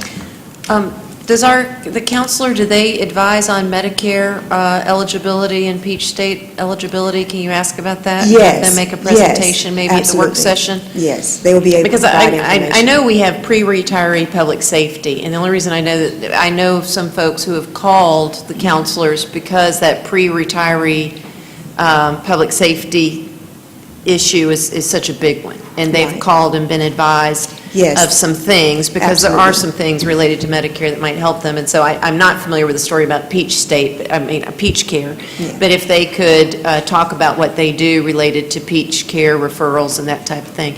But next we have Counselor Skip Henderson. Counselor Henderson. Thank you, Mayor. And I'm going to try not to plowed ground. But, Rita, y'all do a good job. And this issue of communicating employee benefits, and the challenge of it, that's not unique, not only to our consolidated government, but to any organization. And, I think what's indicative is that we're excited about the turnout for the meetings, and we talk to about 16% of our employees. 500 people out of 3,000 employees, we're looking at less than 20%. So, and that's not on us, frankly. I don't think that, I can't place that fault with our folks putting out the information. That's the nature of healthcare. It's confusing. People don't want to go sit and listen to it. They almost would rather hear it from somebody else that they trust in their department. I'm intrigued by what these guys presented to us. Frankly, I'm not pushing that company. Matter of fact, I would not do that because I think we get a few more competitors in there and it'll sharpen everybody's pencil. But what I was intrigued by is, as Councilor Woodson alluded to, and she caught more of it than I did because I'm not going to try to get into the weeds. I'm just going to tell you that they talked about innovative ways to address not just today's cost. And what I got out of it, and Councilor Baker and I were having a sidebar, is this is a way to combat future costs as we go forward, because historically healthcare, and we've talked about it around this table, you've got two ways to mitigate your cost. It's either adjust the benefits or it's raise the premium, and the only wild card that's been introduced effectively in the last 10 years, to my knowledge, is the wellness programs, and that's to try to create a healthier workforce so they don't have the chronic and the catastrophic claims. Other than that, raise the premiums or weaken the benefits. Where I feel like we are right now, we're going to have to get some numbers from our finance department, because, not criticizing anybody, I think the folks that took the initiative to look for alternatives did an amazing job. But as often happens, we start doing that because the communication process ended up informing everybody when we were just about to close the barn door. And for us to delay the enrollment, now sure, we could put off enrollment for another 6 months to a year. We can. Our issue is it's going to cost us. There's a financial impact for delaying the implementation of the new cost. That concerns me. I absolutely think that we need to have this meeting. If we do hear something that we can implement quicker that may help us supplement some of the costs, I think that's amazing. But I would want to know, when we bring this back, what's the impact of delaying this for 6 months and for a year from a financial aspect. I don't blame our HR department for not catching all these newer thoughts, because the guys that were presenting them, quite frankly, said some of this is just off the chalkboard. I mean, they've just now started implementing them. But there are other firms doing it. There are people who are utilizing these kind of things. And it certainly warrants discussion. I don't care when it comes up. I mean, if we find a way that we owe it not only to the taxpayers, but we owe it to the folks that are delivering the services to the taxpayers to try to make sure we don't break the bank. It's not so much that the Employee Benefits Committee isn't involved. I think the question as we go forward is, where are they involved? You know, we do paint a picture and we tell them that these are our objectives. This is where we're getting the 70% participation and some of the other numbers we throw out. And those are numbers in their head, and then when it comes down to dollars and cents and money coming out of paychecks, that's when I equate it to when we were redoing Lake Bottom, and that's when the tape went on the trees. Boy, everybody got interested in ball fields then. So I think we need to pursue this and pursue it quickly. But at the same time, we need to have the information of what the financial impact is going to be for every quarter that we delay our enrollment. Yeah, that's good. I remember the last time when we delayed that enrollment, it cost us, what, Pam? $1.2 million to delay? Yeah. So, all right, well, let's do it. And, you know, it's a difficult thing because we have a benefits manager that, for all I know, I mean, I hate that there's this presumption that they're not absolutely the cutting edge. I don't know the other consultant, but for all I know, Shaw Hankins is 10 times better than Consultant X. But Consultant X was able to sell some ideas. So let's bring them here, get them to the table, see, you know, if these are original ideas that nobody else has, and if we can implement and save some money, how quickly we can implement them. But I would think a meeting with you, Shaw Hankins, the counselors that are interested, and Clifton can advise if all of them can meet as one, as long as they're not making decisions. I think they might be able to all be there to listen. But you'll have to advise on how many counselors can meet. And hear that initial, because I think that will be very helpful. Yes. We've done this a couple of times before, and I've been called in, so I know what it's like. I, you know, think, wow, I, you know, heard a great idea of a consultant, and then just to come in and find out that there were other issues, like the one that wanted us to change the way we did, I can't remember what it was, OPEP? Yes. And we had already done it to the maximum amount of the law, Yes. that the law allowed. So it was a great idea that we had already taken advantage of 4 years earlier. Right. But nevertheless, we can go through that, and then let's get it on the agenda for work session next Tuesday and just go through all of their ideas and talk about whether that can be adopted, why not. Absolutely. Okay? Just walk right through it. Okay. Counselor Woodson. Rita, please, I don't want Shaw Hankins or whatever his name is to think I'm saying. It's a he's- company, yeah. I don't want them to think that I'm saying they're not a good company and they're not, giving us what our money's worth. All I'm saying is we're part-time. We only go by what we hear that's given to us. If they made these suggestions to you, we don't know that. So when we hear it off the street, we're going to question it. Doesn't mean that it's a terrible company. I'm just asking, did they tell you? And based on our conversation today, I'm very happy to hear that they did tell you. Because you just told me that, unless I heard you wrong, you just told me you guys are going to try it for 6 months. So, but I don't want that company to think that we don't think they're professionals or they know what they're talking about. That's not it. It's just something else was brought into our attention. We weren't aware that you knew about it or that any of the staff members knew about it. We are not aware of how the counseling call line is. We're just going by something we hear that we think will save us some money and thought it was a good idea. Sure. Okay, so I don't want him or you or the mayor or anybody to think that we're, think this is a terrible company or they didn't give us the information. That's exactly it, the lack of communication. We didn't know until this evening when we brought up the question. And I appreciate that that tells me something. You're not taking it personal. And you found out that we found out some information and you're already doing it. Sure. That goes to say that you are watching for the well-being of our employees. Because, okay, maybe everybody didn't know you were already working on it. They didn't know you had a trial group. But the thing is, tonight, everybody knows. Okay, so I want to lead that because I don't want this company to think that we're misjudging them. No, we're just bringing up ideas. And that's what it's all about. Okay. Thank you. All right, we've got back with Counselor Henderson. Yeah, this will be quick, Mayor. I just, and it's probably just me and my skewed perception of things, but I just want to make sure the employees that took it upon themselves to try to identify other ways of doing this kind of deal, understand that we are going to look at this with an open mind, because I keep hearing, and I know it's unintentional and we don't mean it the way it sounds, but I keep hearing people talk about, well, typically this isn't quite what it looks like when it's presented, and our guy really knows about it and is doing a better job. And I know that to some of them, they may perceive that as that we are not embracing the opportunity to look at alternatives. And that's the furthest thing from the truth. I know it is for this council, and I feel very confident it is for the administration. So the challenge is making sure it's either logistically possible or financially possible. It may not be for this particular fiscal year, but it's absolutely something that we need to be exploring. I think we ought to all embrace the opportunity to do it. Great. Thank you. We've got Mayor Pro Tem. And also, as elected officials, if an employee gives us some information or want us to check on something, we shouldn't wait until a council meeting to give it to the staff.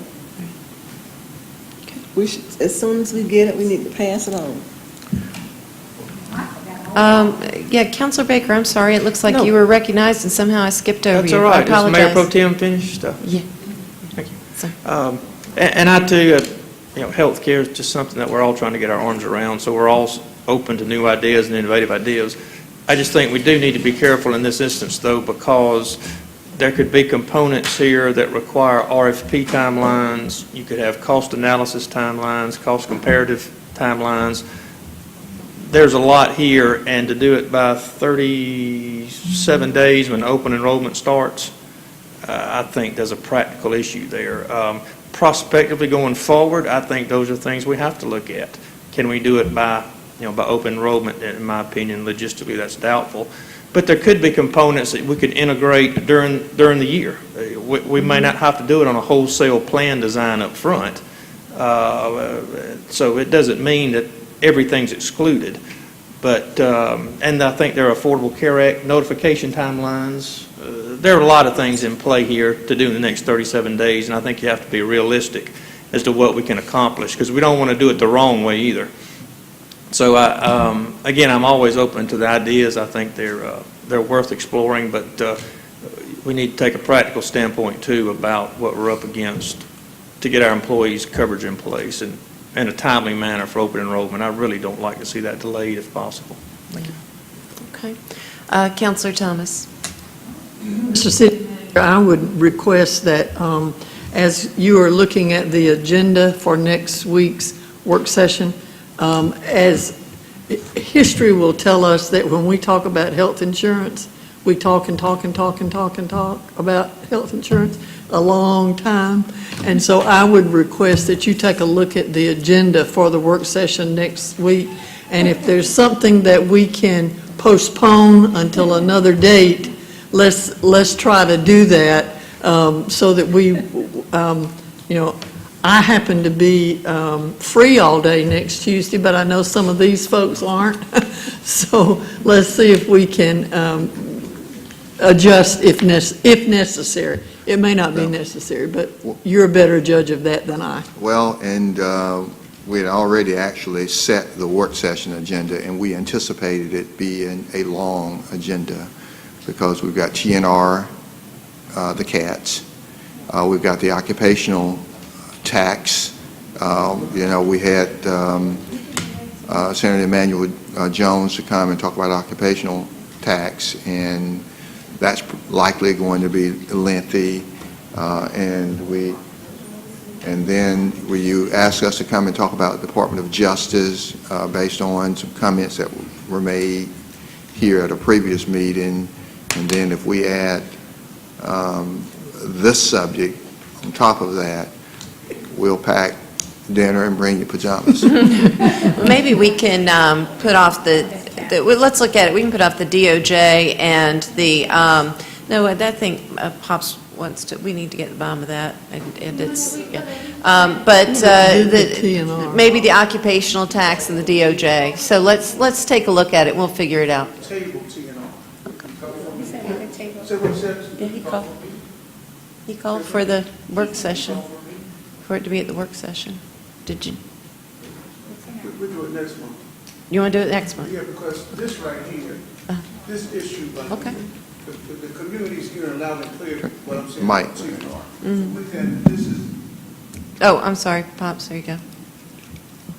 This is something that we need to attend to. I think we We're can. dealing with the employees. We so can maybe will- put off everything else and just have those two subjects. And I think you're right, Judy. I think this is something that we do go on and on and on. This is dealing with the employees, and so this is immediate. Yeah. So we I will think we can table get it. TNR. And I think that may we be able to do can it. leave that up to the city Yeah. manager to make, what makes the most sense to you, but We'll take a look. if you'll Okay. take a look at it, that's all Let's I'm take a asking. look and manage the time, so. Sure. Thank All you, right, sounds good. Thank you, Retha. All right, Mr. City Manager? All right. Oh, wait, Well, whoa, we don't have a vote, do we, Tiny? All right, we have a motion to table it, discussion, and a second, and discussion is concluded. All those in favor of tabling the health care plan until the next time we meet, state aye. Aye.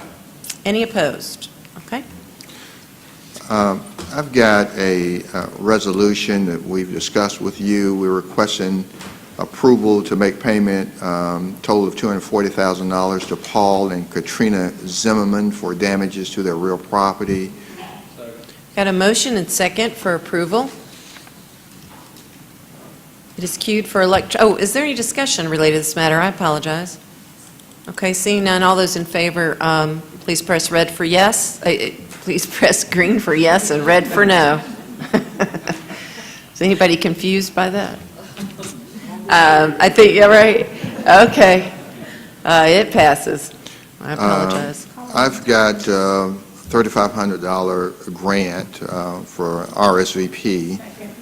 Okay, we've got a motion and second for a grant of one-time funds augmentation opportunity from the RSVP grant. We have Counselor Thomas. Oh, wait, let's see if we can get do we have a motion and second, Tiny? Okay, Counselor Thomas. Mr. City Manager, would you remind me what RSVP? Retired Senior Volunteer Program. Those Okay. are the volunteers that go around with public bodies. They Sometimes we retirees can't remember what. Yeah. All right, this item is queued for your vote.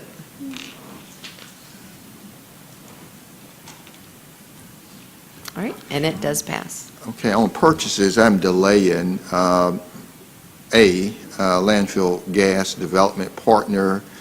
I want to come back to you with a presentation regarding methane gas and all before we ask you to approve allowing us to move for a consultant. We don't need you to do anything, but I want you to know that that's why it's delayed, because I think you need more information. I'll second it, Evelyn. Okay, we've got a motion and second to approve items B through K. I am happy to read them off, but want to see if anybody wants to pull them for consideration first before I read the whole lot of them. Councilor Thomas?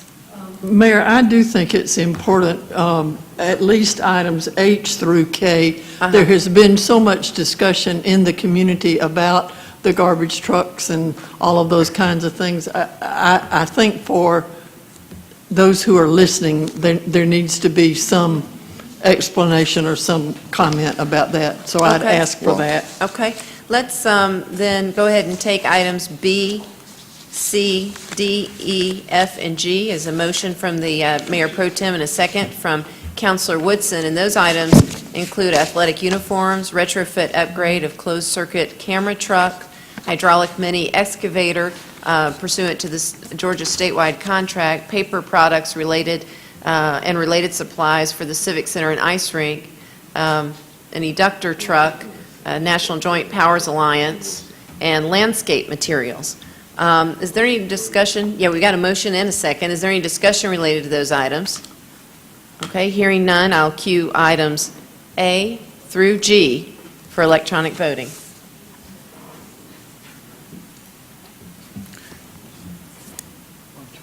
And it passes.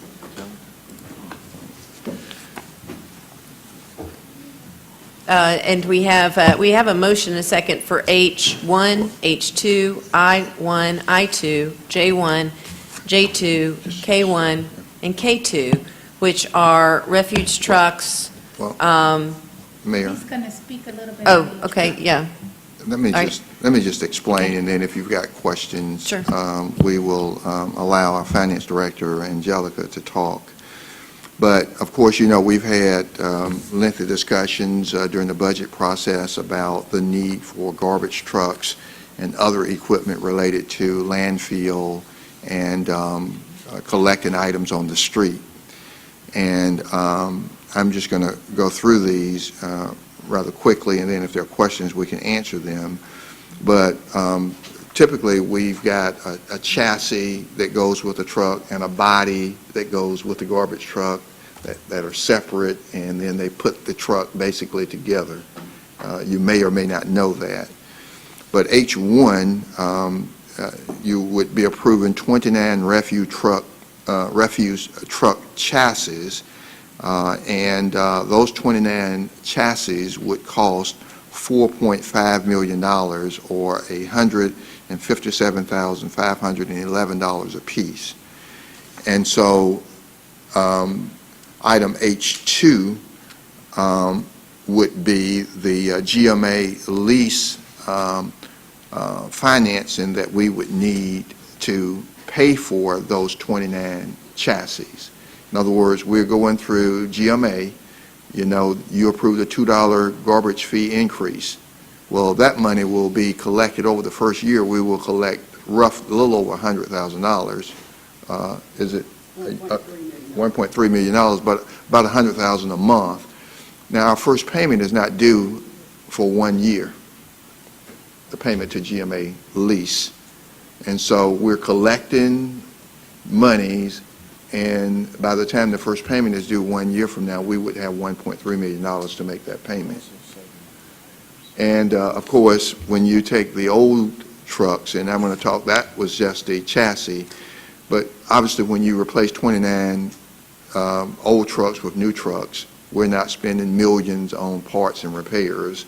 Of course, those vehicles will start to wear, and we'll start to rotate them in and out during the process. But But H1 and H2 would be the chassis and then the financing of the chassis.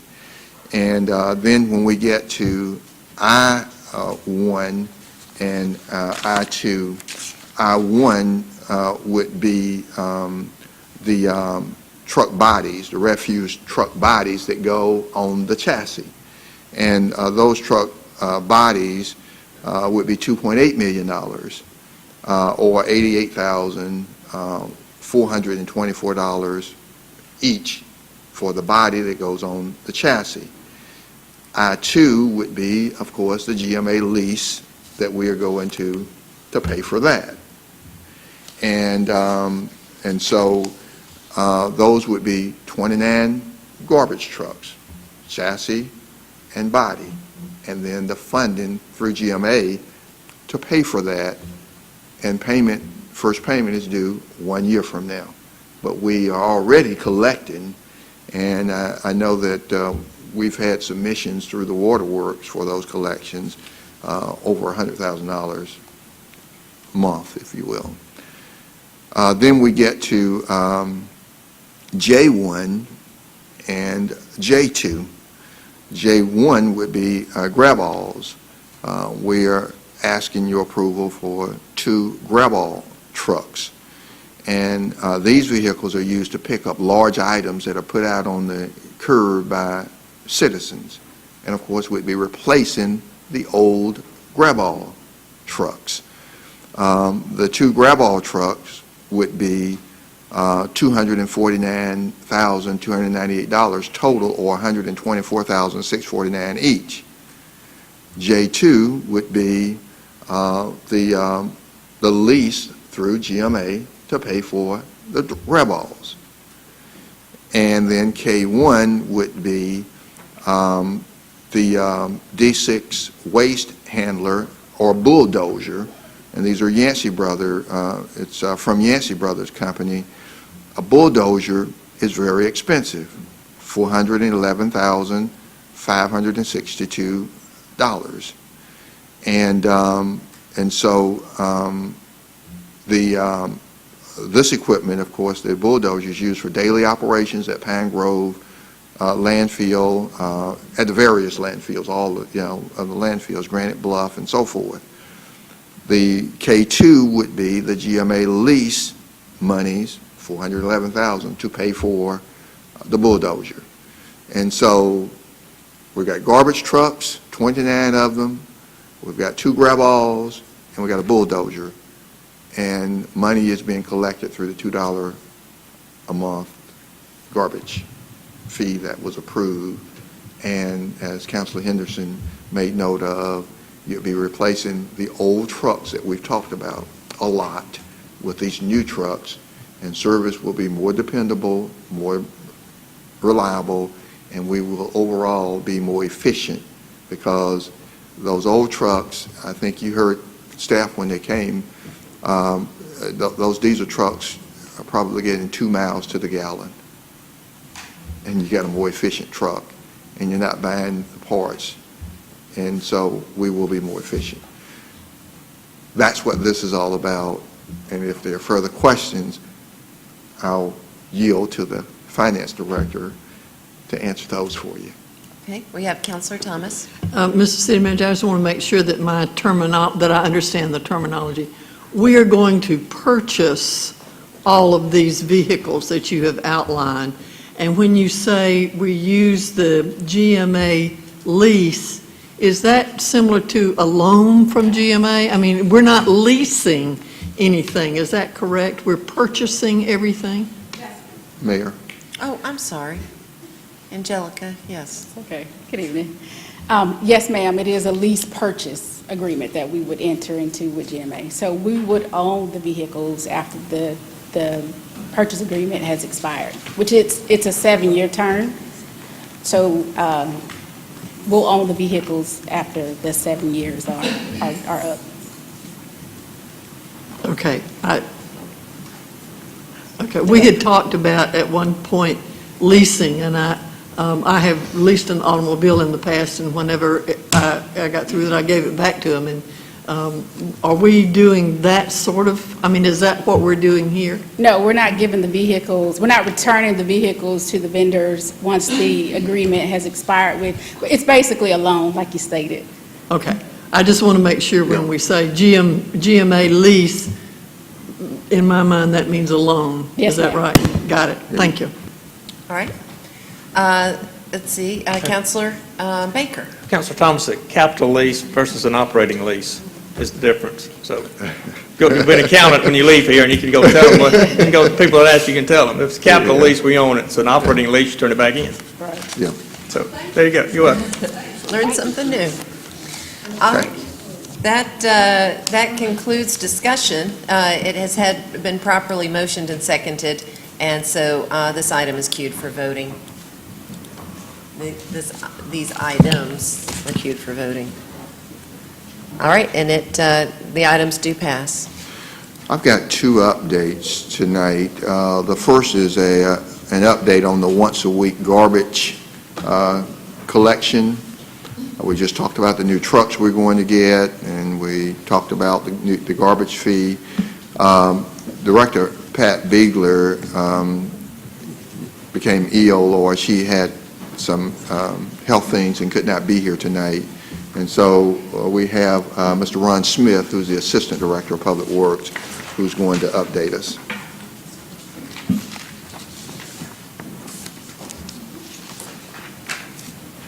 Once a week garbage. All right. Good evening, everybody. I won't be long. This is something that I hope will be informative to you. I just want to talk through where we are 1 year later since we started the once-a-week garbage collection. You're getting some handouts. You probably have it on your computers as well, but you've got some handouts coming that you can make notes on and write on, and if you have any questions, of course, I'll be glad to answer them at any point in time. The results that we have expected have been excellent results. Now, that's from my opinion, okay? Yours may be a little different, but I do think we've had some very good results by you allowing us to try this or go to this once-a-week garbage collection. We had some goals that we set out with, and they are being met or have been met. One of them, of course, the ones here, physical relief. You've allowed us some relief in picking up garbage, and citizen satisfactions are generally pretty high. And we'll talk about that with the next few slides. Most citizens are satisfied with the once a week. We have far more positive than we do negative. Saying that, I got a work order this afternoon, a negative one from someone, and I don't remember where it was at. I just opened it and read it, and assigned it to division manager to answer back, complaining about smelly garbage and maggots in the garbage. Been a while since I've been in science class, but I looked up how long does it take maggots to develop. Well, they develop in less than 24 hours, so if I pick it up twice a week, you still have that problem. So the situation can be handled if people would put their garbage in plastic bags, keep the garbage cans clean, keep the area around it clean. It'll be good for a week. And that's the main complaint that I have heard personally. Other than people just don't like it. It's given us smaller routes. We had trucks that were running anywhere from 1,000 to 1,100 stops per day when we were doing it twice a week. We've reduced that number down to 600 to 700 stops per day. That takes a lot of stress off the driver. It takes a lot of stress off the vehicle. It takes a lot of stress off the inmates. They don't have to pick up those additional 400 to 500 cans and dump them in the back of the truck. So the once a week has helped us in that as well. It's allowed us, and I've got it here, reduce the need for 3 trucks and drivers. What we did is we moved 3 trucks and drivers from garbage collection to recycling, because recycling was really, really hurting. Because recycling is increasing, which is a good thing, and we'll talk about that in just a second. But it did reduce the stress on the workers, on the trucks, And it gives us a little more time, and we make mistakes, but it gives us a little more time to make sure that we don't dump cans in the middle of the road, and we have been guilty of that in the past. So with this additional time that we have, we can be a little more careful with what we're doing. We have some implementation issues. The major ones right here, we're going to talk through in just a second. Of course, citizens leaving garbage cans on the street all week, and I noticed that about the first month, actually about the first week after we started. It got to be a concern to me. And the increased garbage in the recycling carts. We're taking some corrective actions. The citizens leaving their cans on the street all week, we're approaching that with education and enforcement. I have a person that's on light duty that can't drive a garbage truck right now, but he can drive a pickup truck. So we put him in a pickup truck and give him door hangers and stickers, and he rides the neighborhoods, and if he sees cans that are out when they should not be out, he knocks on the door, tries to get the citizens' attention. If he can't do that, he'll leave a hanger, and he'll write on the bottom of the door hanger what the issue is, what the problem is. I don't understand why, if they drug it out twice a week, now they're only picking it up once a week, why they can't drag it back, but that's just me. But that's what we're doing as far as trying to take care of that. The next thing is the increased garbage in the recycling carts. We're approaching that the same way with education and public relations. I've got Mike King working on 3 or 4 spots for me, and I asked him to do 3 or 4 spots that I could run on CCG TV as well as commercial TV that said the same thing but looked totally different so that people would not glaze over when they see it. And what we're going to do is we're going to focus on what is recyclable, not what's not recyclable. These bottles and these cans up here are good recyclable things. Paper cups are not. Styrofoam is not. Those kind of things. But we want to tell people what you can put in there and get that educational word out to them so that they can help us out. I think people are putting the garbage in there not to be malicious. I think they're just saying, okay, hey, I've got a 95-gallon can or a 35-gallon or a 65-gallon can here, and I got a 32-gallon trash can. This looks like it might be recyclable. I'm going to throw it in a big can. Well, sometimes we can handle it, sometimes we can't. If there's no market for it, it's not recyclable. So that's the way we're trying to handle that. Now, as you see some of the percentages there of the trash that it's increasing, and it has increased over the years. This is not unique to Columbus. There is a symposium that I saw advertisement come through, and I don't remember if it was Sawana or the Recycling Coalition, that they are going to get together and talk about this very topic, increased trash in the recycling. So it's happening all over the country where people are recycling. It's not new, apparently. We're trying to deal with it with the things that I've outlined here for you. Let me give you a few facts just briefly about how the recycling is going. You see in FY13, we were recycling a little over 2,000 tons. Well, in FY16, we recycled over 16,000 tons. That's an 8-fold increase. The percentage of recycling diverted from the garbage, you see there, it's jumped from it's going up from 3.47 to 7.24. Not where we want to be, but we're getting there. And to be honest, the increase in recycling has been helped by the once-a-week garbage pickup. Because go back to the big can and the little can. If I've got something that I'm not sure about, it looks like it might be recyclable, that I would normally throw in the trash, well, that's a small can. I'm going to throw it in the big can. So we're getting more recycling. And that's not necessarily something unique to Columbus as well. Other communities that we talked to before we started the larger cans noticed the same trend, that when you put the larger cans out, recycling went up. Their people participated more. And we have put out over 6,700 carts this year. We have close to 23,000 and some change out there on the streets right now. We get work orders daily. I called down to the sanitation office before I came, and they had 100 work orders laying on the desk. And we try to take a Wednesday and get people to come in and put these cans out. And we'll put out anywhere from 100 to 120 a week. So the people are continuing to call, and we're continuing to provide the cans. Some more recycling facts. Looking at revenues, the gross revenue from FY13 to FY16 has jumped. But I want you to notice also that the average income per ton of the commodities that we're being paid for has come down.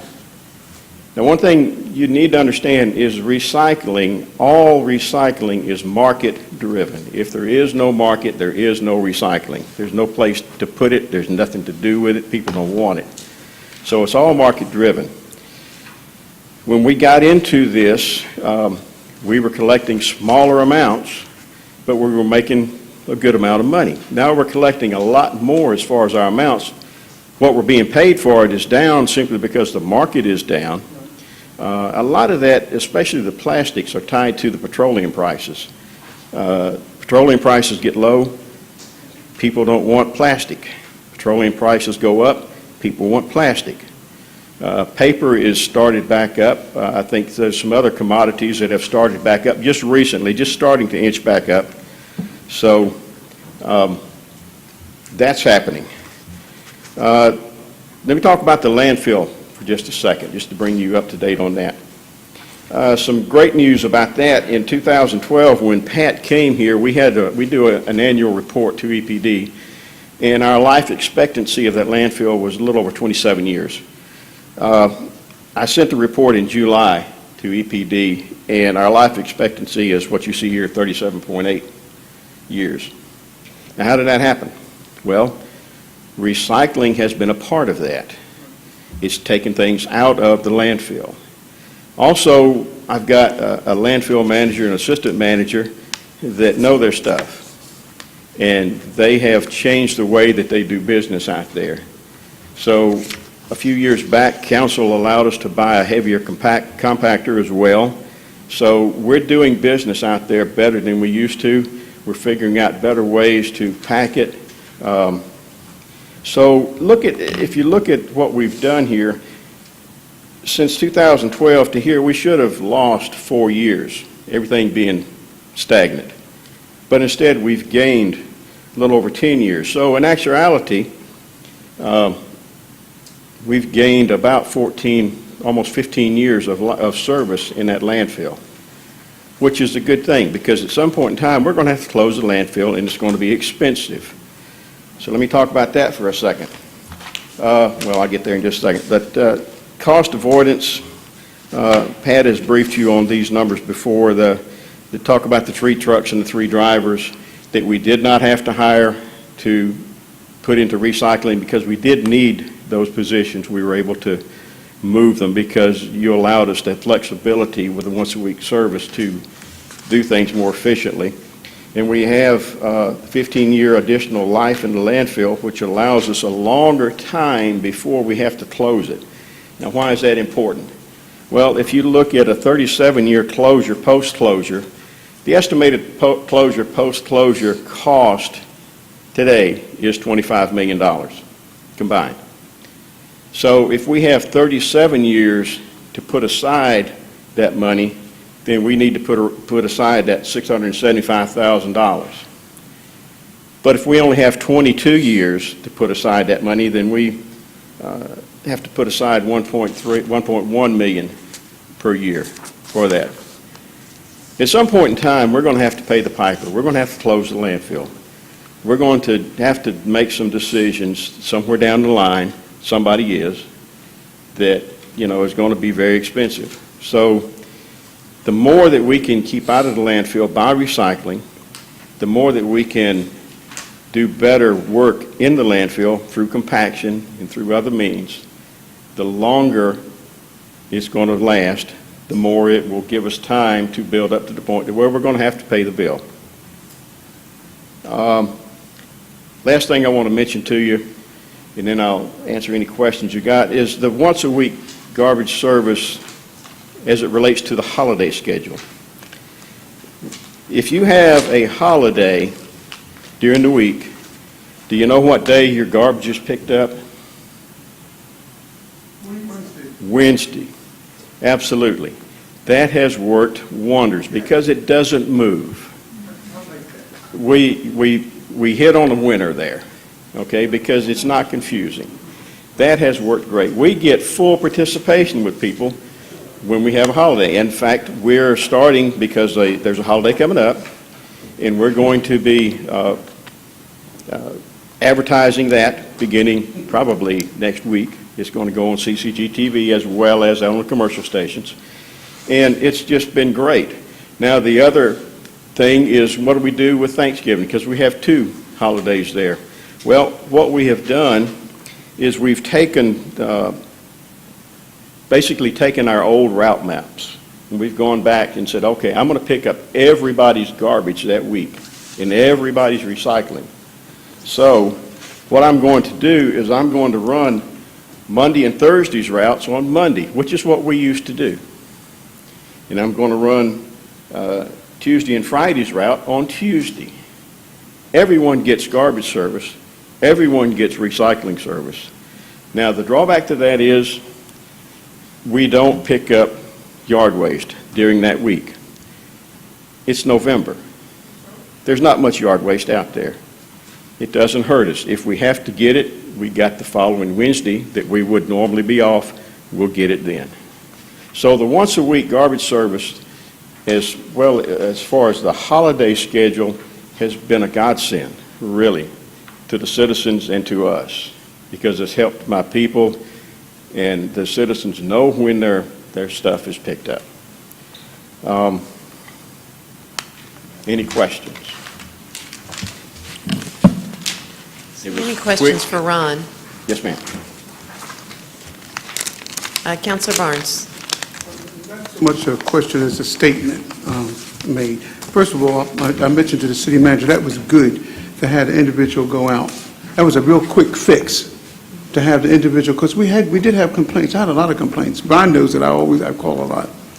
But that was a real quick fix. But this is a personal comment that I'm going to give out here now to the city manager and the mayor and all. You know, and I think that the city manager knows how often I interface with special enforcement, some of the issues. The difference between there's a big, huge difference between a manager and a leader. In the military, we have leaders. A manager can know the rules and regulations and go by it. But you know what a leader does? A leader will know the rules and regulations if there's a problem, accomplish the mission, even if you have to look outside the box, and that's you. I don't know how many times, Mr. City Manager, and you know how many times I've called you. I interface with, I walk the streets every day, see things. A lot of times, some of the individuals may not know how to address a problem, but when I call this gentleman right here, we don't always agree, but he solves the problem. I won't repeat that. We don't always agree, but he solves the problem because he gives common sense advice, like he was talking about the maggots and individuals that call. Councilor Barnes will tell you what we need to do. Just help them tie them up. They'd be good. You understand what you get what I'm saying? And we're good to go. That's that gentleman right there. So I just wanted to let the city manager, because you know how often I call you. I'm going to be talking about pools in just a little bit, and the information that you gave me. Thank you, sir. All we want to do is to make sure that the citizens that pay everybody's salary, that we meet their needs, that you meet their needs. And I just want to say thank you for that. Thank you, sir. The last thing I want to mention, there was a handout I believe that you got. We do a monthly newsletter, and I think that we email it to each one of your council emails.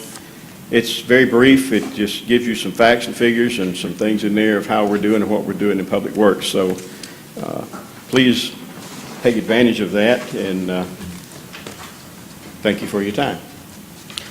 We have Councilor Thomas. Just a question on the holiday schedule. This year, Christmas Day is Sunday. And quite frankly, Mr. City Manager, I don't remember if we are observing that on Monday, I would assume. Is that right? I believe it's Monday. Monday, It works out, the Christmas. I guess, here's my question. Let's start talking really quickly about how that schedule is going to be. That's one of the things that folks have been as concerned about anything else is, you know, when we have 2 days, how is it going to work? Thanksgiving is pretty clean because it's the same 2 days every year. But Christmas moving around. Christmas and New Year's this coming year, or this year. Right. I believe both of them are celebrated on Monday. Well, Tiasha Johnson has it, and it looks like we're going to be taking Friday and Monday for Christmas as the floating Christmas, holiday. right, okay. But what do you do if you have one holiday in the week? You put your garbage out on Wednesday. So the one holiday would be The Friday before is a Wednesday. For those folks, go back to Wednesday, and for the Mondays, go to Wednesday. Okay. Okay. Okay. Thank you. All right, we have Councilor Woodson. Ron, I'm going to be short, just out of curiosity, because myself and a couple of people were having a conversation. Whatever happened to when people used to recycle and they got like a penny or 3 pennies or 5 cents for, you know, plastic or glass or stuff? That doesn't exist anymore. I know it does in other communities. Is that not a benefit? Let me see if You know, I'm... like in other cities, I have a bottle of Coke or something. Oh, you know. the There's some deposit... cities that do still, so I wanted to know why they stopped that. The deposits, to be honest, I don't know the answers. I know I used to collect Coke bottles to buy gas for my Volkswagen. We were just having that, that's why I said it was a quick question. We were having that conversation and we asked, what happened to those days? And then, so I was just wondering. Huh? Yeah, I know some places to it still, but I was just wondering. Okay, thought you were sure. Okay. All right, Ron, that looks like that's all. Thank you. And the last presentation will be HR Director Aretha Hollowell, related to pay adjustment, longevity pay.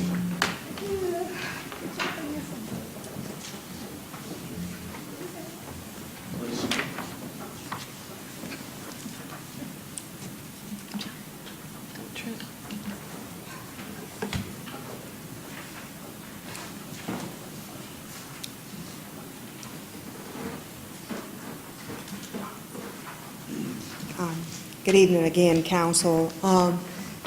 Today I'd like to talk to you or provide you with an update on the UGA pay plan, which was adopted and implemented in 2006. During the past budget session, police pay was addressed in part, and the mayor stated in her budget presentation that administration would come back at a later date and that we would talk about the broader picture of all employee pay. I'm hoping that by providing you an update on the UGA pay plan will be a good place to start our discussion about all employee pay.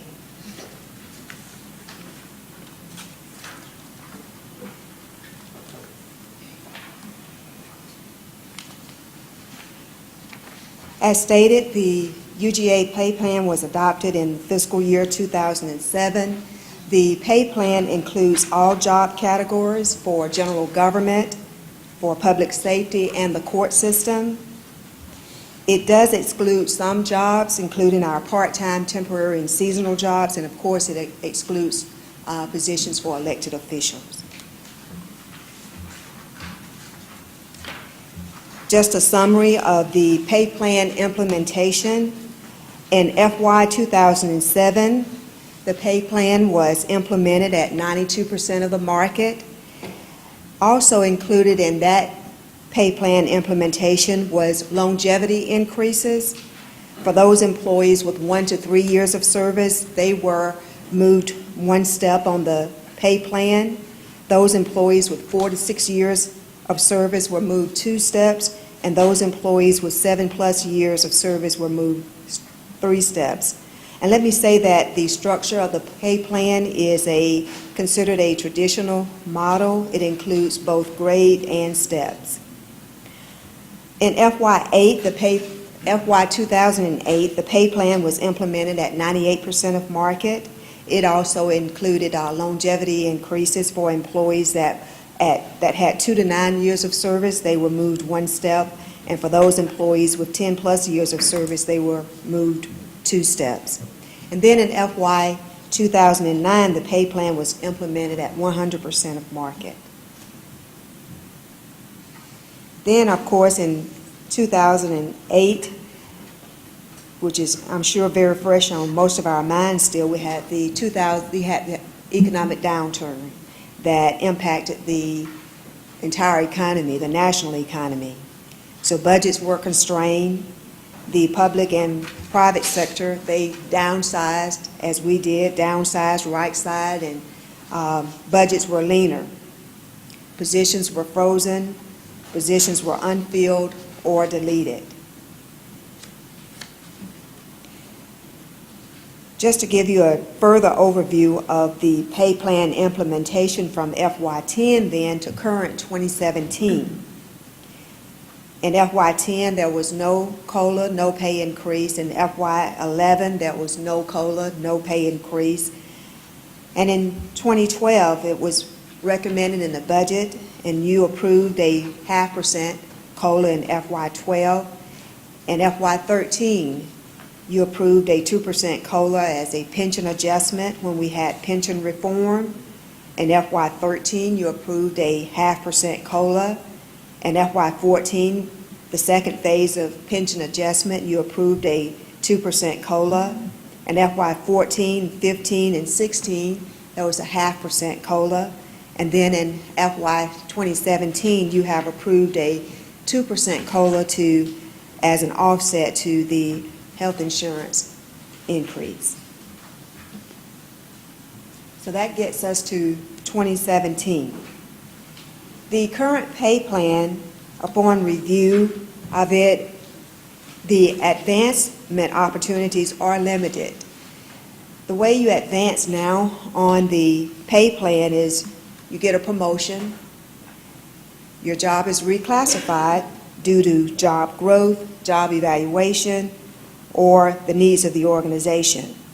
There are opportunities for career ladder advancement. There are 48 positions that are career ladder positions.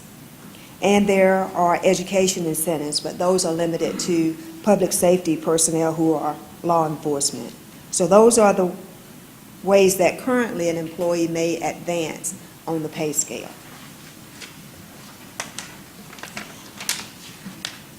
I submit to you that I believe that we need a long-term strategy in terms of administering our current UGA pay plan.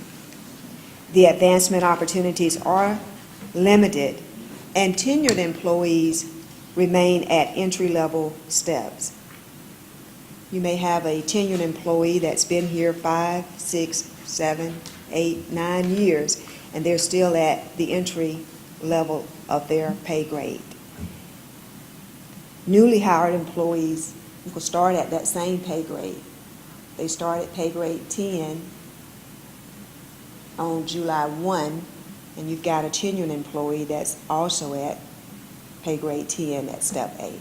So someone that's tenured and been here for 7, 8, or 9 years could be making the same thing as Joe Smith that we hired just last week. This is important because it hinges on employee recruitment, retention, employee motivation, and of course, we know that salaries are a huge part of our budget. So there's a good reason to plan for it. And that's what we wanted to talk about and at least explore some options.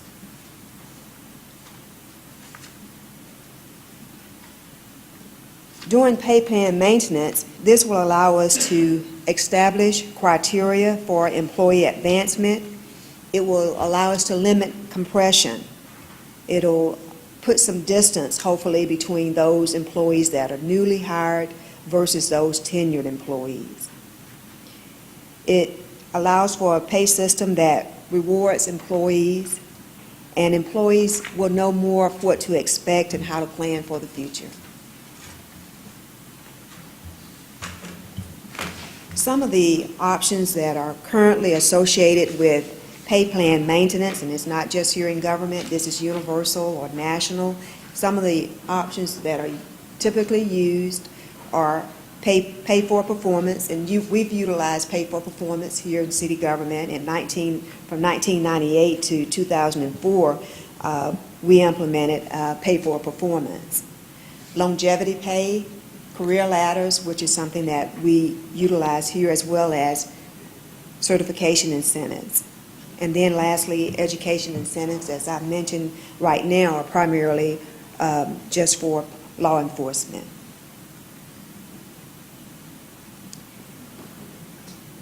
Pay plan maintenance, again, these options in terms of pay for performance, which we've utilized before, it links compensation to measures of work quality and goals.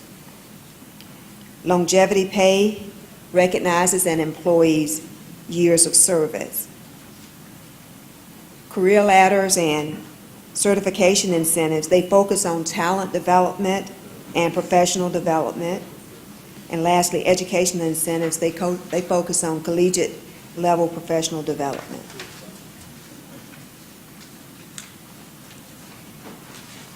Now, as I said, we've been thinking about this a lot, and we want to share what we've been thinking about with you. In terms of, one of the things I wanted to focus on was longevity pay. I mentioned the other options, pay for performance, career ladder incentives, which we're doing some of, certification incentives, education incentives. All of these are options that we can employ. These are options that we can use. But I wanted to focus on longevity pay for just a moment as an option, because I believe it's a very viable option, particularly given our position now with our pay plan and so many of our employees still being at the entry level. They're tenured employees, and it's a way to move them along the pay scale. So I think longevity pay is an option to be considered.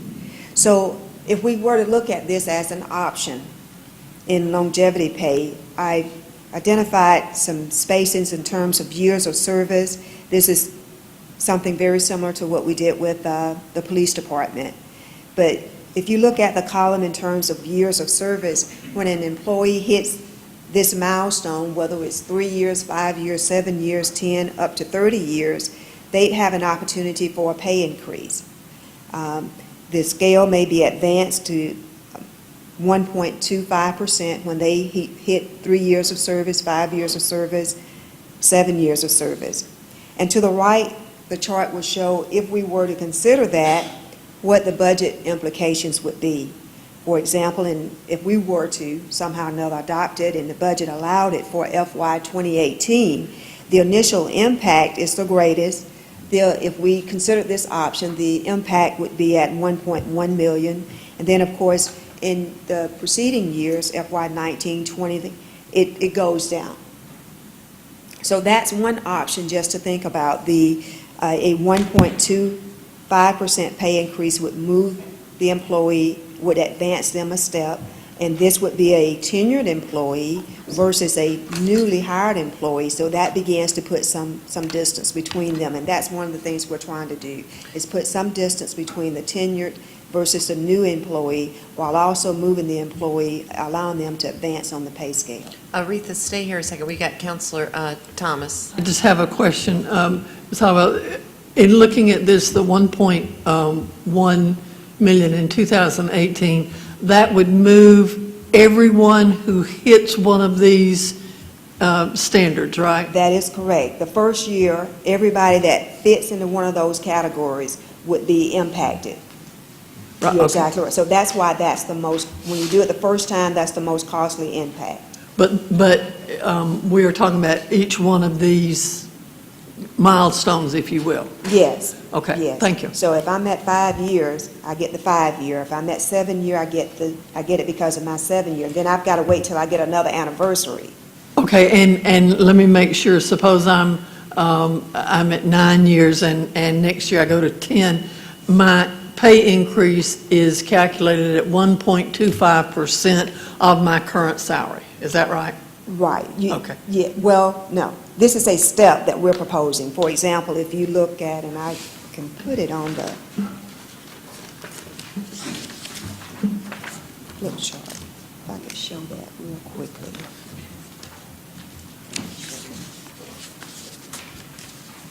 I just want to show you the pay scale real quickly, and I can hopefully better explain. No, that's Oh, my different. I'm goodness. sorry, I'm sorry. God, I don't know how sorry. you're going to explain. Well, there are, Yeah, slide 7's real, more blown up. yes, Use that as an example. okay. Okay, Yeah, okay. so if we look at these, the pay grades are to your far left, and then the steps, A, B, and C, and D, those are steps. So between step A and step B, if I move from step A to step B, I get a 2.5% pay increase. That's the way it's designed right now, our pay plan. There's a 2.5% pay increase. What we can do, and what we're proposing as an option, is the steps can be split in half. I'm such sorry, say that again? The steps can be split in half, such that instead of moving me from A to B the way it's designed, they're at 2, which is 2.5%. If I put a step in between there, it's 1.25%, which is a little less costly, but allows me to advance. And right now, if I'm on A, moving to B is not easy to do, right? That's correct. It's more costly. It's going to. I mean, for me as the employee, Oh, I yes. cannot easily move to B. Yes, But unless- what you're saying is, I would move to the new step at the anniversary level that you were talking about. Yes, yes. Okay, got it. Retha, along those lines, it may be helpful, too, to clear up, because we did this in the police department. The first year, everybody gets something. That is Okay, correct. so go back to your other slide that you had. So I've been working here 6 years in FY 2015. I'm not at 5 and I'm not at 7.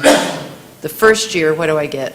You've been here 15 years? No, I've been here 6 years. 6 years, 6 years. So you'd get the 5 year, because you've not been here long enough to get the 7 year, but you'd get the 5 year. Right. So So you as get long it- as it stays consistent, it's all the same for everybody. But if Yes. council was to adopt something that said people at the 5 to 7 year mark got 1.25 and people at the 10 to 30 year mark got 2.5, It's then the same. yeah, That's it correct. would be different. But everybody gets something that first year. Everybody gets something, and this proposal, this option is the 1.25%. Everybody gets that, if they fall on their anniversary. Now, that's Thank just you. one option, absolutely. Yeah. Okay.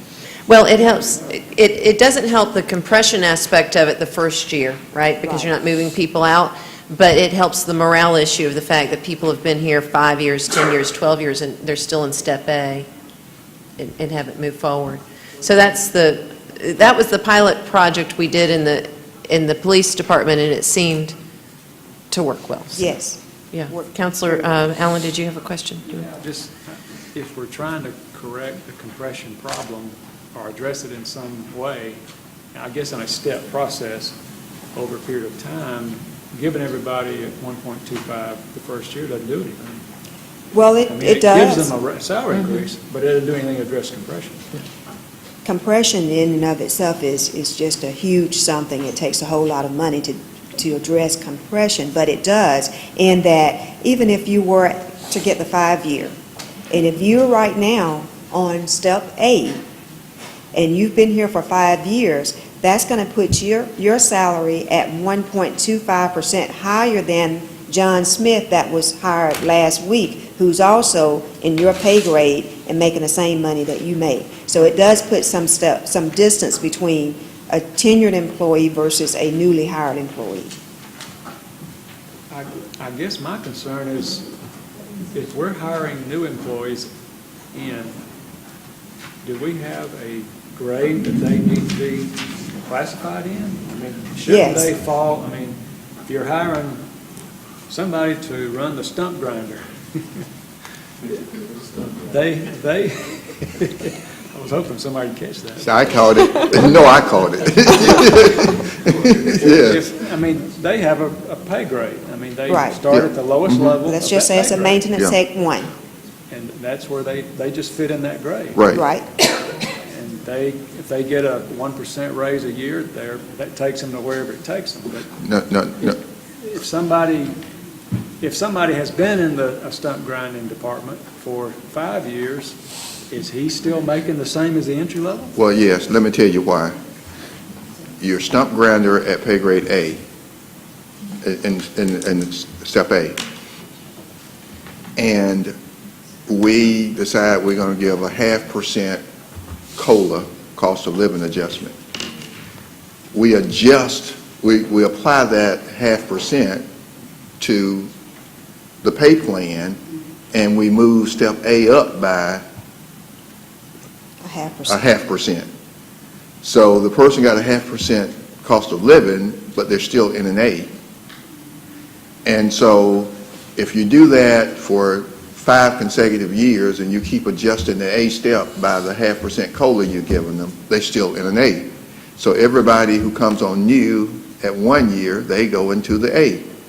And so you're not leaving the A where it is and advancing the pay that employee by a 0.5% that separates them from the A. And so a person could conceivably have been a stump grinder for 6 years and still in the A step, and 6 years later you hire a new stump grinder and they come in at the A step and they're equal.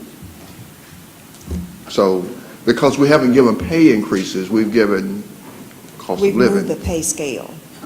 Well, I appreciate your presentation, but if you're moving the scale like that, you're going to continually have a compression problem. And this will fix that. That's why we're talking about This it. will fix it. I'm not convinced it will. It will, what it does If you have is, somebody in year 6 and you're going to give them a raise and not make them wait till their 7th year anniversary, there's still a problem there. that's only in the first year, though. That's only in the, I hear what you're saying, it's so You're incremental. taking longer to address the problem. You're just passing it till the 2nd year. Well, what you do is that first year is you give everybody relief, and so the guy you hire next week does not come in with a 1.25% raise. And if we had more money, we could do more. I mean, yeah, if we had money, we everything do she has something. down here is great. Mm-hmm. But for us, we don't have the funds, the revenue to address it. Well, yeah, it's true. And that's why this is extremely modest. It at least starts to tell us how much these types of options cost. One of the things I think that is, the UGA plan is great. It really is.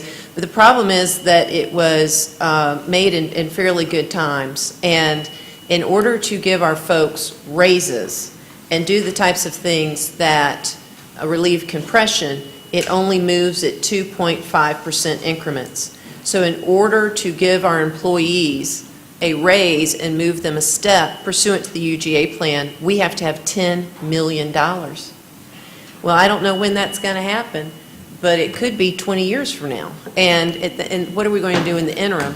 And so what we've tried to do is find a way that's very incremental, that gives a plan that shows them that they will be getting these increases, they will be moving away from new hires that we can possibly afford, if not this year, maybe the next year, and starts quantifying how much that is. And then if we do get a great year, where revenues are way up and we are still very far behind in our salaries, then you always have the option to increase it from 1.5 to 3% or whatever you feel you can afford.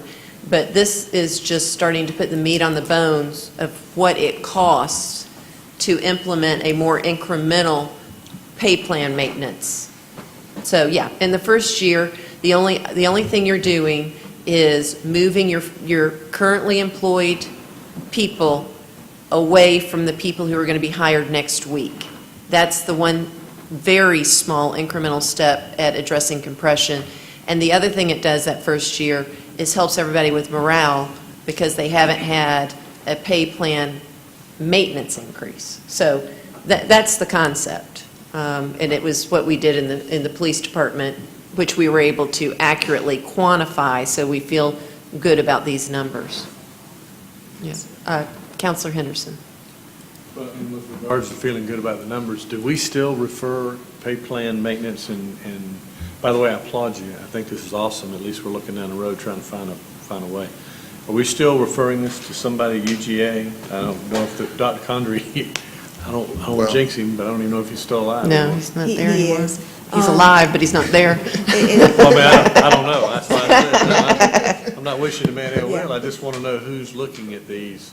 We still have a relationship with UGA. This plan was obviously done, but the study was done by UGA in 2006, and as a part of the continuing relationship with UGA and helping us maintain the plan, they look at it. When we have position reclassifications, UGA look at that. But quite frankly, for an organization our size, you know, the agreement that UGA left is that we'll help you for 3 years, and it's been 10 years. And we've still called on UGA. There was an agreement, but there was also a commitment. And I know you can't bind future councils, and I'm not suggesting that commitment runs forever. But there was a serious disconnect in the confidence that the employees and some other folks had in this government. And Councilor Allen, I know, was a part of this. And we actually met, and you know, we met with some business leaders and some representatives of the government, and a commitment we made was that we weren't going to listen. And I don't call this tampering. I know this is a necessary adjustment, but I'm just telling you from my perspective, I'm not going to vote for it. I did with the police department because we were kind of under the gun to try to get that done. I'm not going to vote for any maintenance that hasn't at least been looked at by these folks or by somebody, just because we had made that commitment to the. Yeah. Well, we probably need to get them, the EGA to come down here so we can talk through some of these. Yeah, I think this is great. I really do. And I see some of the same issues you do, but I think that heck, if we don't do something soon, we're going to have a bigger hill to climb. But I just would feel much more better since I was there and made that commitment that somebody outside the government look at it to make sure that it's accomplishing what we wanted to do without creating any collateral damage unintentionally. Well, we have till April 28th, till the mayor's budget letter's proposed, if this is even in it. And I think the opportunity we're taking today is to bring this back at the first opportunity that Retha's had a moment to start showing you how much these types of things cost before we go and pay UGA by the hour to look at what we've done. And so maybe, Retha, if you'll want to go through the rest of the options and just kind of show council how much these types of things cost. If we could get a little input and further discussion, then we can maybe hone in on something more specific and certainly get UGA. But now I understand we're paying them by the hour, is that right? Because the contract lapsed. Yes. So we really need to give them some, you know, at least 2 or 3 specific ideas and not just say, hey, if you were us, how would you maintain our plan? Right. That would, you know, who knows how long that would take. So I think it would be good if we get some input. Councilor Davis? Mayor, I wish we would, let's keep what took place with the police department and the pay reform, let's keep that out of the conversation. Because we need to be real careful. That's somewhat mild misleading. That money came out of the operational budget of the police department from gap time to bonuses and was spread out in a certain way. But it was under a specific effort to try to increase and build up the numbers in the police department, which we were down. Yeah. We're down. We're trying to recruit. We're trying to bring more officers in to the city of Columbus. So that is a totally different matter and a totally different issue than what we're talking about here. You are 100% right. And let me just, I guess, further clarify. When we were referring to that, the point I was trying to make is that when we implemented the police pay plan, we didn't know if our projections were right. I mean, we were projecting, we were hoping that our math was right and it was actually going to cost us that and it wasn't going to leapfrog people over people and create disaster. And none of those unfortunate side effects occurred. So I think the point I was trying to make is we know from the pilot project with the police department, for completely different reasons within their budget not requiring new monies, that our math, that these types of formulas can be predicted with a pretty high level of accuracy, and that we were very accurate also in not creating these leapfrog things where somebody who's been here lesser times, lesser positions, leapfrogs over somebody who's of higher rank and so forth. So that's the only point about the police department. It was within budget, different policy purposes, but we know, having implemented that we can predict it, the cost pretty accurately. So that's the only point to be made here. Yeah, go ahead. And you're right on that. I think that, again, I go back to the price tag on that came out of the operational budget. So there was somewhat, we had to give up something in order to get something. I mean, really, when you look at it. But what we're talking about here, when you look at the price tag, unless we anticipate a surplus on an annual basis, I mean, we're already doing somewhat of a maintenance as it is, depending on what we have to work with. And with where we're at in our current budget situation, unless somebody knows something I don't know, I mean, I see you have a limited, unless somebody wants to give up, if we want to start giving up positions and reducing the workforce to find that new revenue in order to maintain what's being presented, then, or else there's some surplus revenue out there that I don't know about. I wish we can get these lawsuits out of the way, because it would have been great just to even think about what we could do with all that extra revenue for the city. And, eventually that'll be behind us, but I'm just saying, unless we know that there's surplus and we're down to where, we're battling right now at 60 days. Yeah. And, sooner or later you're going to have to build that reserve up. Yeah. And God forbid some kind of a catastrophe that ever happens to our community. So, these are things to realize as well, but I applaud, I appreciate just the notion of trying to do something here. And what I perceived over the years, that this year we gave the council approved a 2% increase, and hopefully next year, I keep saying that, from the health care plan, that maybe there will be some savings at the end of the day that we could, again, spread out. I'm hoping, but sometimes people perceive that we're going to go back door in the back there and go to the money tree and just pull it out and make things happen. It doesn't work like that. Sure. Great. All right, Retha, why don't you just run through it? And Retha, one thing that's not in here, what is the cost? Maybe Pam knows. The UGA pay plan anticipates that when you do give raises, you give a 2.5% raise. That's why they have these rigid boxes and things of that nature. So you can't move forward unless you give a 2.5% raise if you want to stay within the strict structures. What would that cost? If I came forward and said, man, I want to give everybody a 2.5% raise. 2.5 million. And then how much to eliminate, as Councilor Allen was saying, how much would it cost to address compression at the city? Millions. A lot. Tens of millions? Yes. Tens of millions? Yes. Okay. And that's why I think it's, at some point we've got to plug along. Right. So, Right. okay. And I failed to say this initially, that it is recognized that there is not a budget. There's not any budget that we are saying can be attached to this. This is not presented with the idea that there are budget dollars out there that can fund this.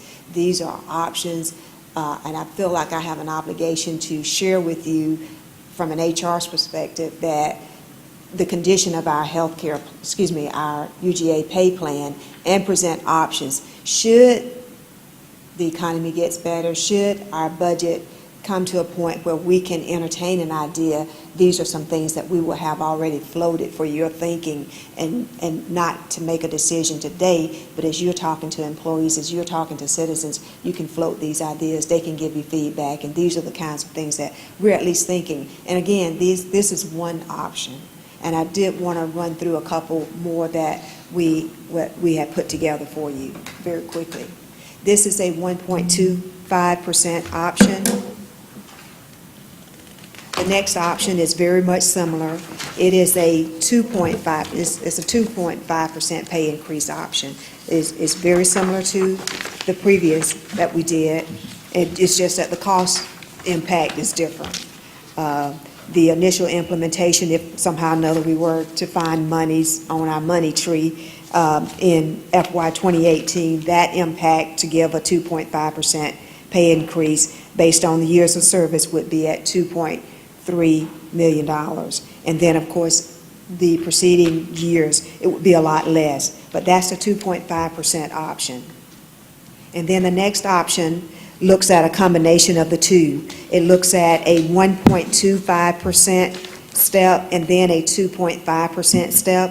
We considered for those employees with 3 to 7 years of service would get a 1.25% pay increase, and for those employees with 10 to 30 years of service would get a 2.5% pay increase. And you see the math there in terms of the budget years.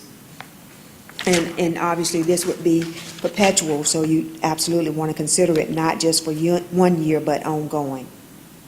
Now, a couple other options, the last two I wanted to mention. These are one-time only options that could be considered. For example, employees that are at pay grade 6 through pay grade 11 and at step A or step B would move to step A, those at step A would move to step B, and those at step B would move to step C. And you could apply the 1.25% step or the 2.5% step. The 1.25% step cost $112,000. The 2.5% step would cost $225,000, and 297 employees would be impacted by this. And the reason this came about, in fact, I believe it was a council member that suggested that when we were having the healthcare discussion, it said, well, you know, an employee that's a pay grade 20 or a pay grade 25, they could more easily absorb the new premium rates. But it's the employees that are at the lower level who can least absorb the pay increase. So we looked at the employees at pay grade 6. Basically, a full-time employee starts at the lowest level is a pay grade 6 up to pay grade 11. In that particular band, the employees make less than $30,000 a year. So we felt like those are the employees at the lower level. So that's an option just to think about, and it would impact, as I said, 297 employees. And the cost to do that is more easier, or it's less than the longevity years of service. So that's something that could be thought about as an option, as an initial thing to do before we start tackling the longevity pay. The second option, or the last option I wanted to mention, is another one-time option. It looks at employees that were hired after June 30th, 2007, and that are at step A, move those one step, and then apply the 1.25% step or the 2.5% step. And I mentioned these particular employees that were hired after June 30th, 2007, because these would be employees that did not benefit from the longevity pay increases when the pay plan was initially implemented. And many of these employees that were hired after June 30th, 2007, if they didn't get a promotion, if their job wasn't reclassified or participated in a career ladder, they are in all likelihood still at step A. So this would get those employees, those tenured employees, it will get some movement for them and separation between them and the newly hired employees. The 1.25% applied the cost of that is $372,000, and if we apply the 2.5% step, it's $741,000. So again, and it affects 841 employees if we consider that option. But those are the options that I wanted to at least talk to you about as we update it, as we provide you an update on where we are and where the UGA pay plan sits right now, and I'll entertain any other questions if you have any. Well, thank you, Retha. And if any of you all have thoughts about this, maybe there's another proposal that you would like to have us run the numbers on, we can certainly do that. And we can, as we get your feedback and get more refined potential proposals, we certainly can run them by UGA. So at least the work is done in those years that we might have more revenue than had been anticipated. Councilor Thomas. Mayor, I wanted to ask, the pay schedule that we have, what, that was put together by UGA. UGA is the entity that said 2.5% between each step. Is that correct? So that if we wanted to do something to adjust the amount between each step, we could do that. That was just something that UGA designed for us, correct? Right. Okay. Yeah.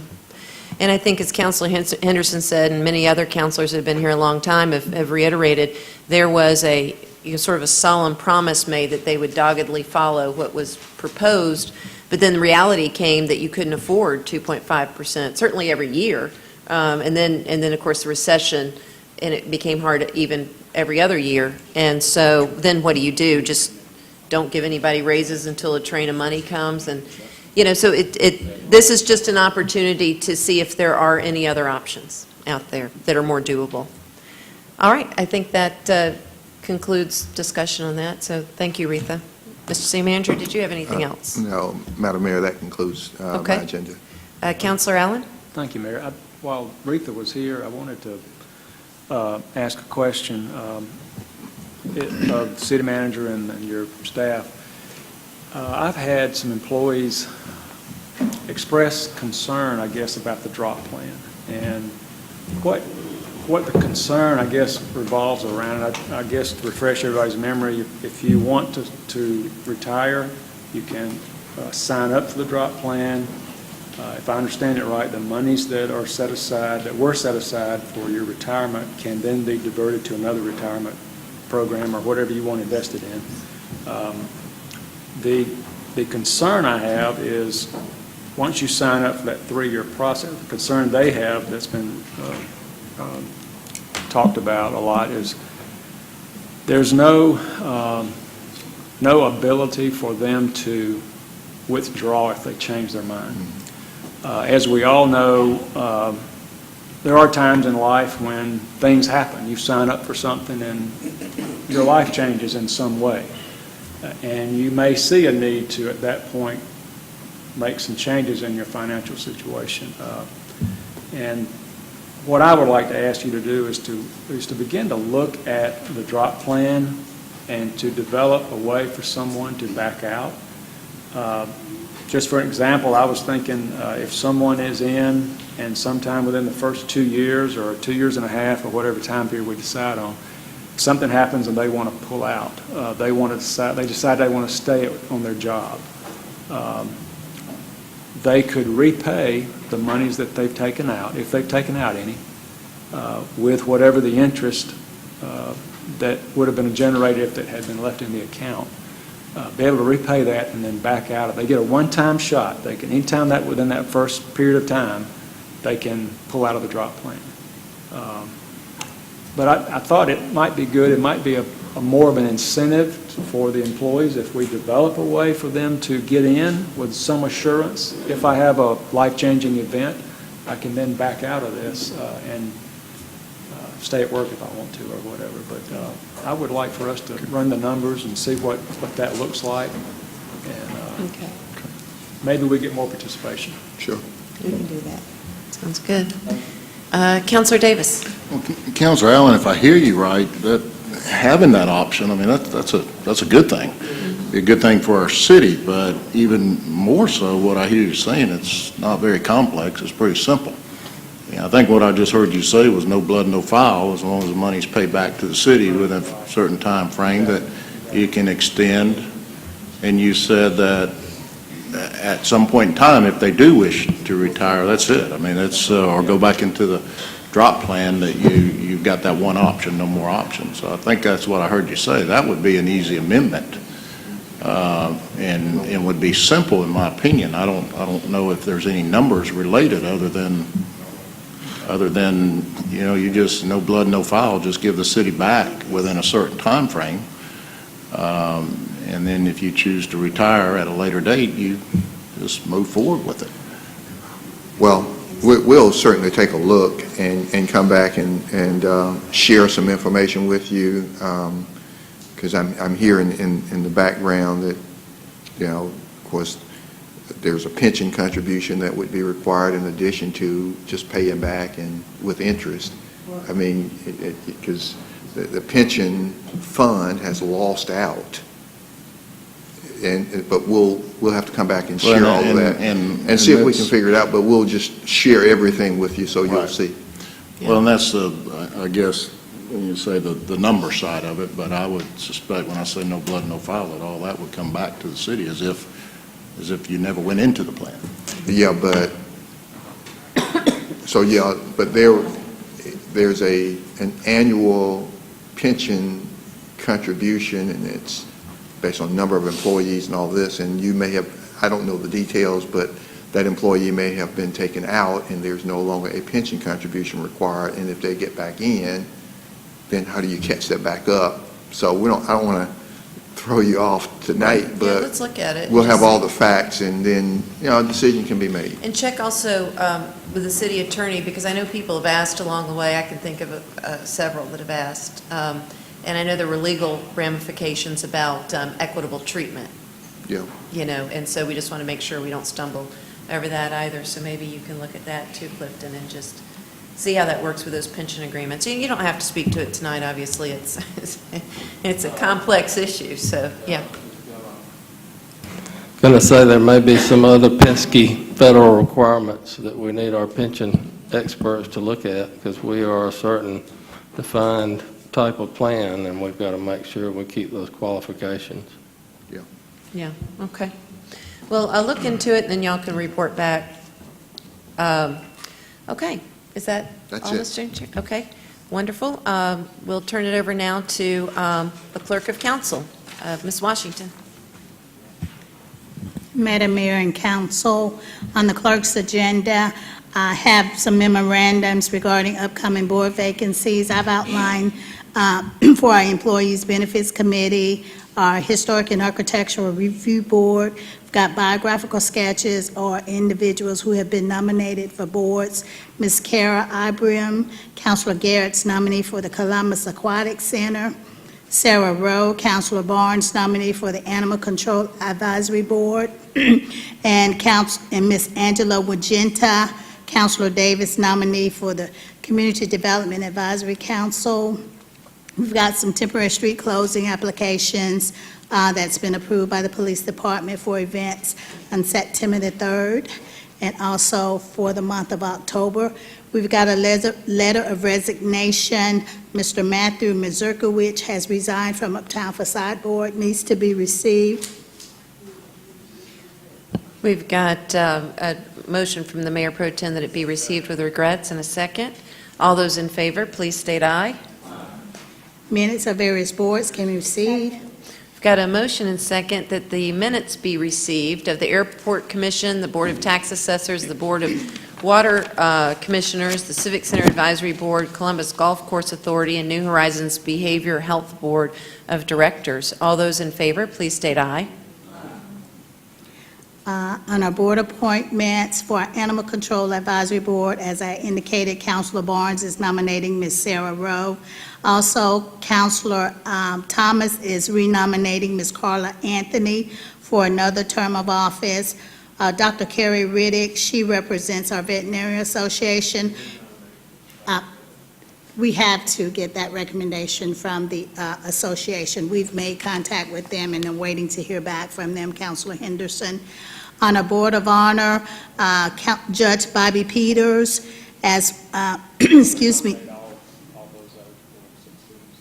Okay. With the exception of Mr. Billy Watson, he does not want to be considered again for renominations, but we will renominate Judge Peters and Mr. Bob Porter-Schaff. On a Building Authority, Ms. Paula Johnson, she is eligible, would like to serve again. If someone wants to nominate her. Okay. Also, on our, excuse me, on our Civic Center Advisory Board, Councilor Woodson is still working on a replacement for Mr. Irving.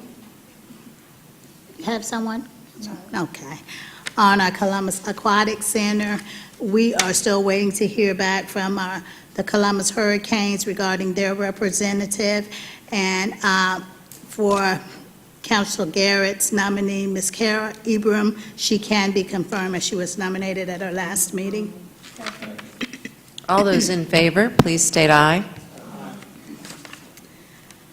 On our, excuse me, our Convention and Trade Center Authority, as you know, a councilor is not eligible to serve on the board, so therefore the mayor will need to nominate someone for Councilor Garrett's seat. I do have, Tiny, I have interviews, or not interviews, meetings of people who are interested, and so I'll let you know that shortly, and we'll re-nominate Katanga Wright, Okay, and let me know when you hear from Debbie Lane. okay, because this is the mayor's appointment. Ms. Wright can be confirmed tonight. Move confirmation. Got a motion and second for confirmation of Katanga Wright. All those in favor, please state aye.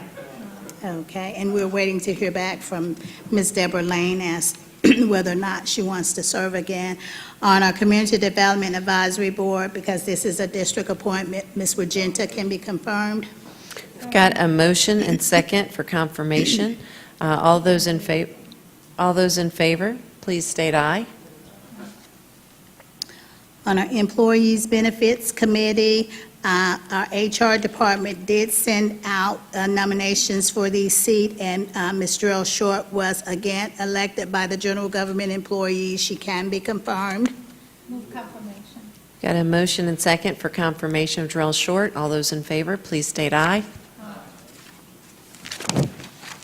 Also, for the seat of Michael Burgess, he is not interested in serving again. We have some individuals from which the council may select. Those individuals are Jan Vardaman, Kevin Maurice, Linda Lunsford, or Jennifer McDonald. Mayor Pro Tem? On the list, so you had the names, there were some numbers out to the side. Were those the number of votes that they received from other employees? That is correct. Okay. Okay. I'd like to nominate whoever got the next highest number. I think it was like 32.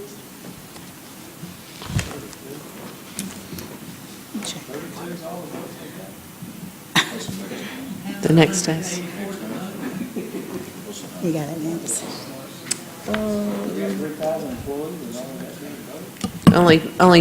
Well, 25, it does, 2,500 are eligible for benefits, but yes, it's still sad. I mean, only, as Councilor Henderson pointed out, only 20% of the 2,500 came to meetings about the health care. Okay. Let's see.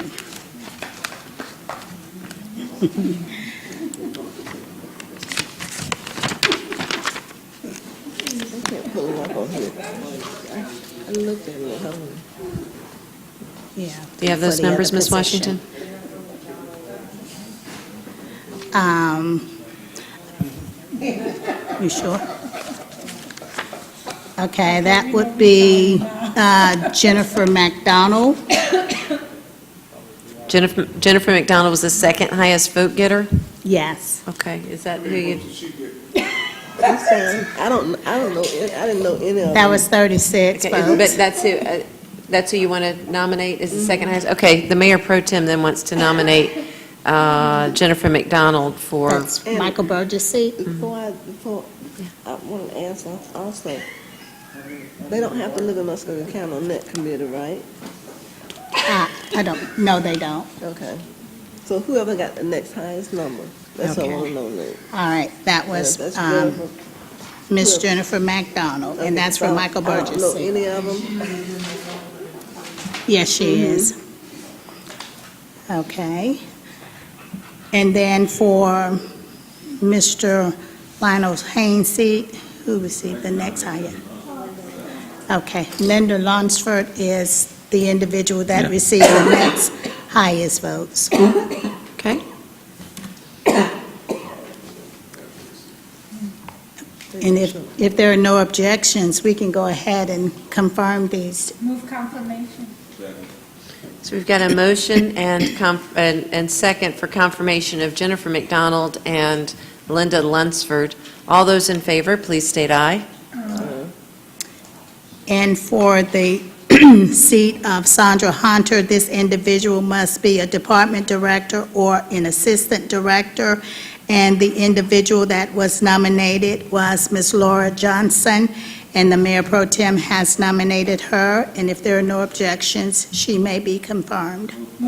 Second. We have a motion and second for confirmation. All those in favor, please state aye. Are there any opposed? On our Historic and Architectural Review Board, Mr. Ed James has resigned. He is a representative that is selected by the Columbus Home Builders Association.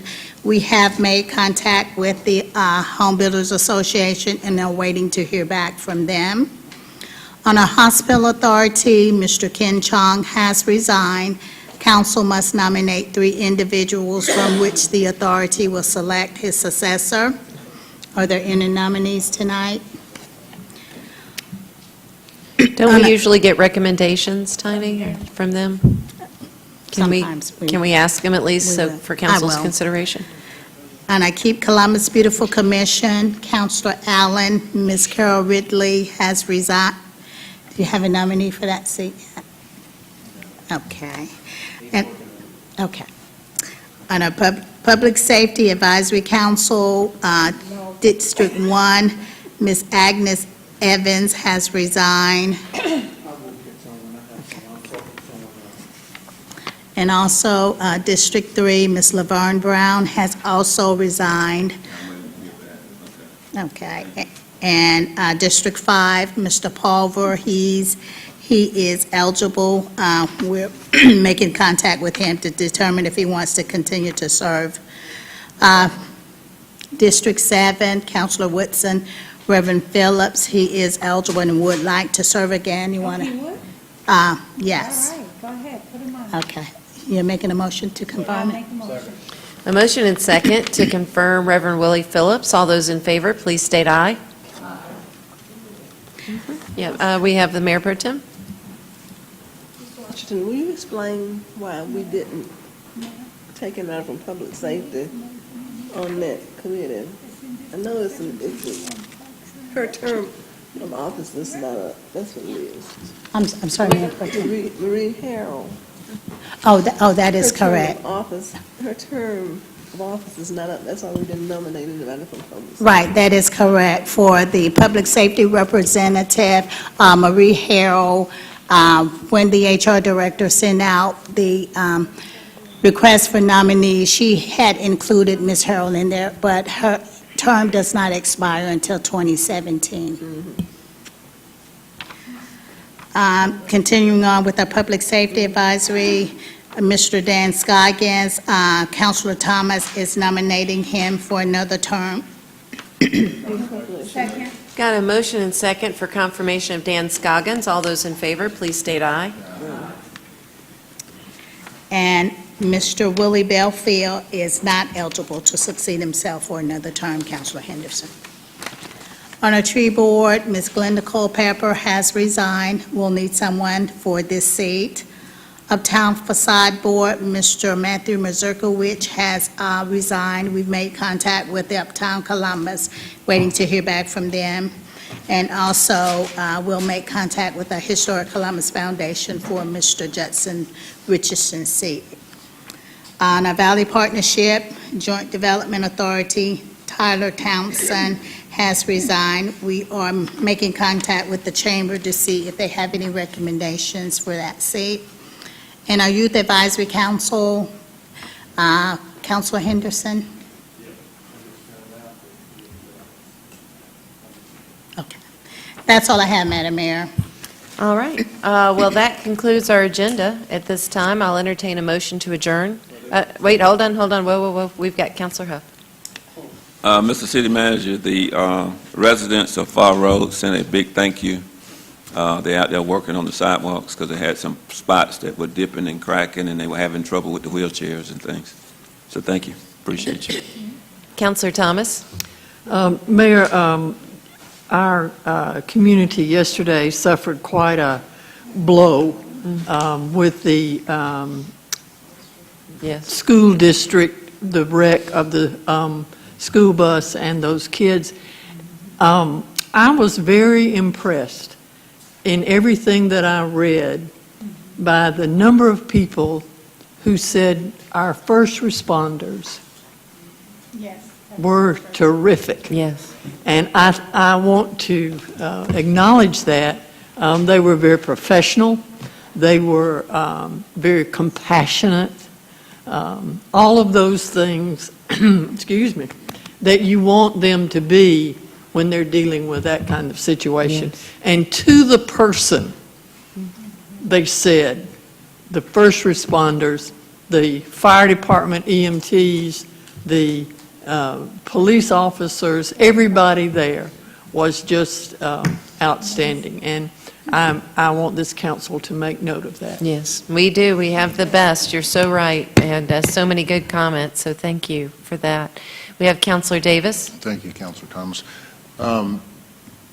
Ms. City Manager, where we, as you know, I've had a number of requests from stakeholders who use our Lake Oliver Marina when it comes to fuel, in this case 100% gasoline. Have we made any progress in that area from that request? I'm sorry, hold on. I'm going to have to follow up with Deputy City Manager Goodwin, who left. I'll get you an update. I can't answer that question tonight. Okay, I'm still receiving a lot of concerns and comments and requests, and I'm just wondering, what's the position of the city on it? Sure. Okay. I'll get back with you. All right, we have the mayor, excuse me. Oops, no, we got Councilor Barnes.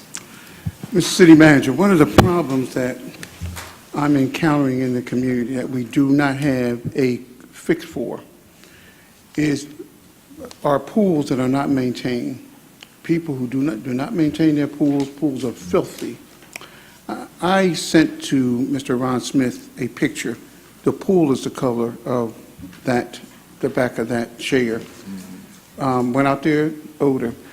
It's next to a lady who's battling some pretty significant health issues, and the treatment that she's receiving is debilitating itself. So the down day that she has to her body can recuperate from the treatment, she has to keep her window closed because the stench from the pool. We have no ordinance to cover that, to cover pools. We have ordinance to cover stagnant water somewhere, but not specifically pools that the people don't maintain. And this is just one instance that concerns me because of the lady's condition. I've sent special enforcement out. Special enforcement will go out according to our ordinance.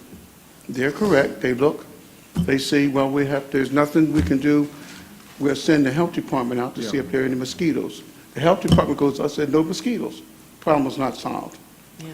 That is just one case, and I'm using her because it's sad for someone who's battling.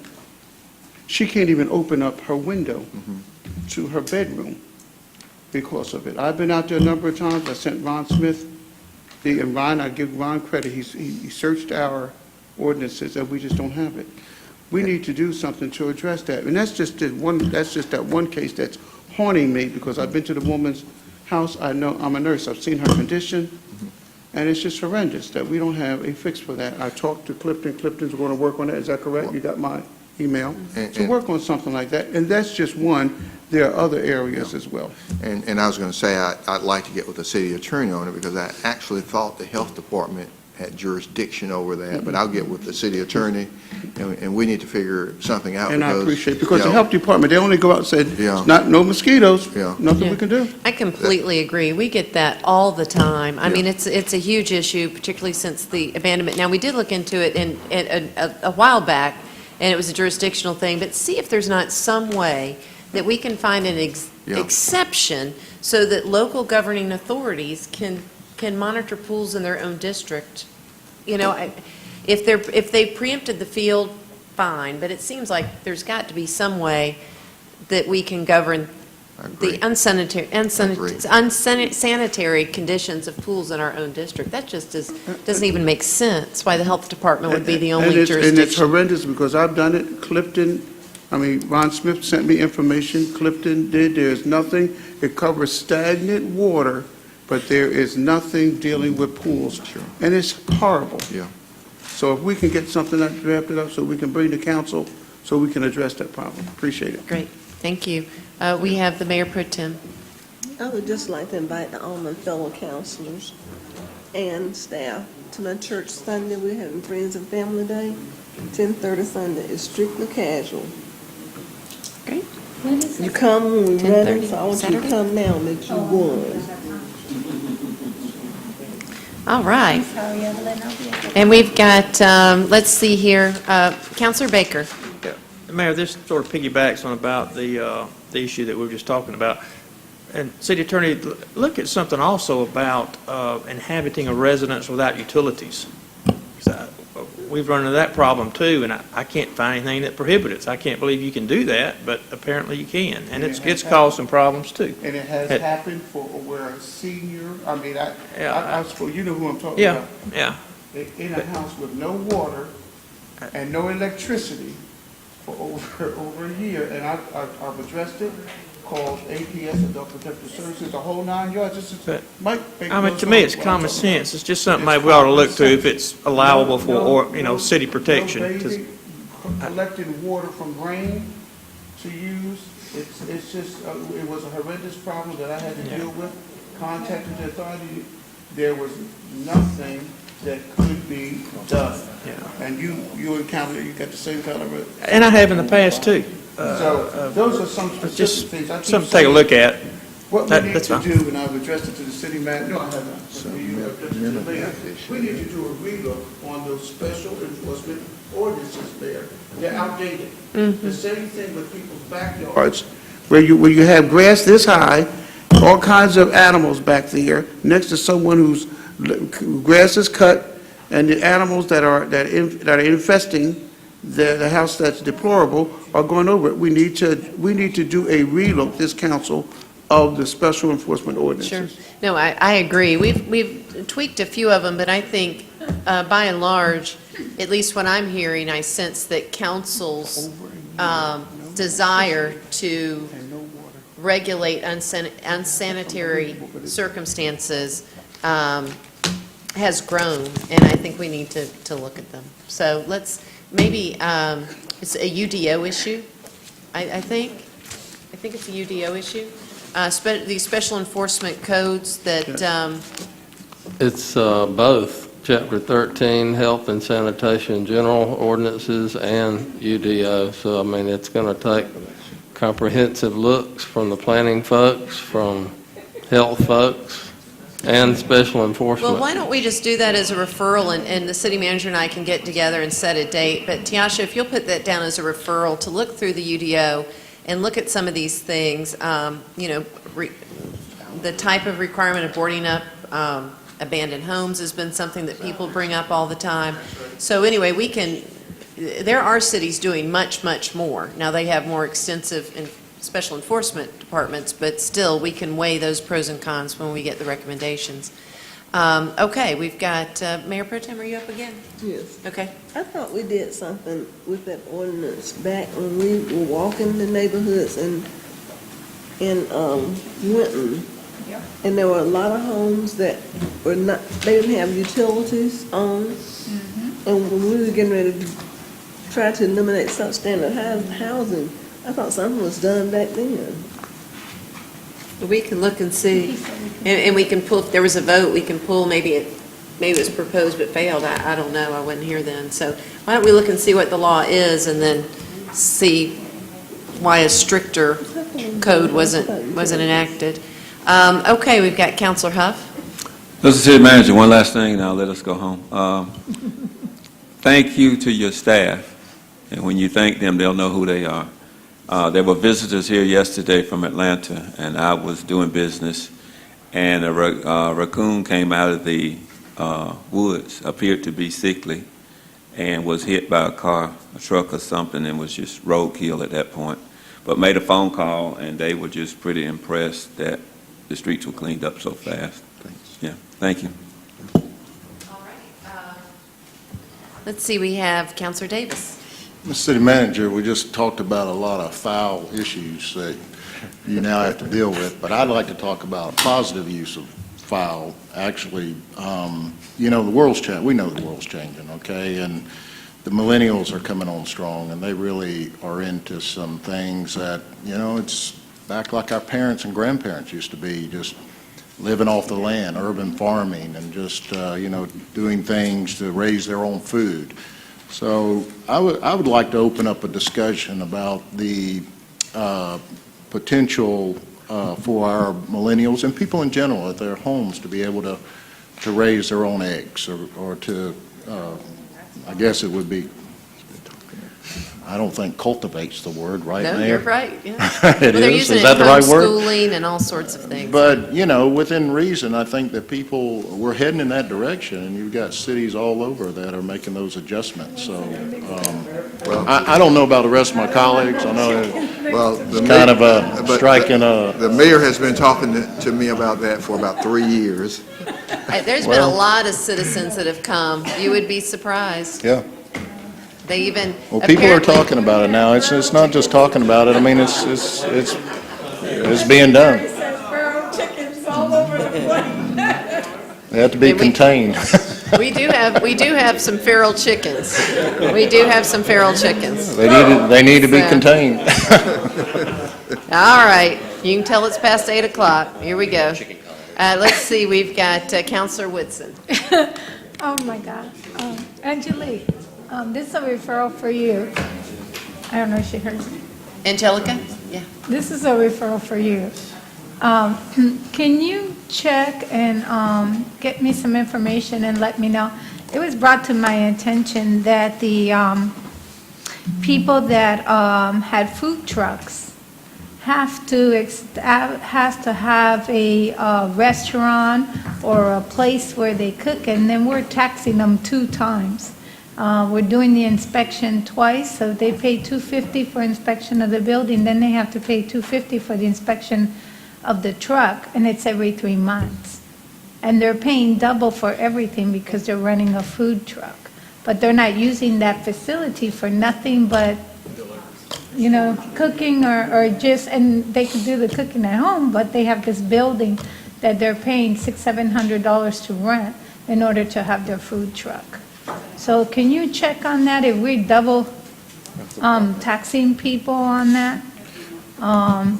Because that's really, I think that's too much. I mean, we should tax them one time for both facilities, but we're taxing them for each one. And I can tell you later of someone who talked to me, and then you can get more details from them. And now they're trying to decide whether, you know, should they continue or not, because they can't afford to be paying $500 every 3 months. Okay. All right. Well, that concludes our business and our referrals. We've got a motion and a second to adjourn. All those in favor, please state aye. Great. We're adjourned, and we'll see you next week at 9 a.m. for a work session.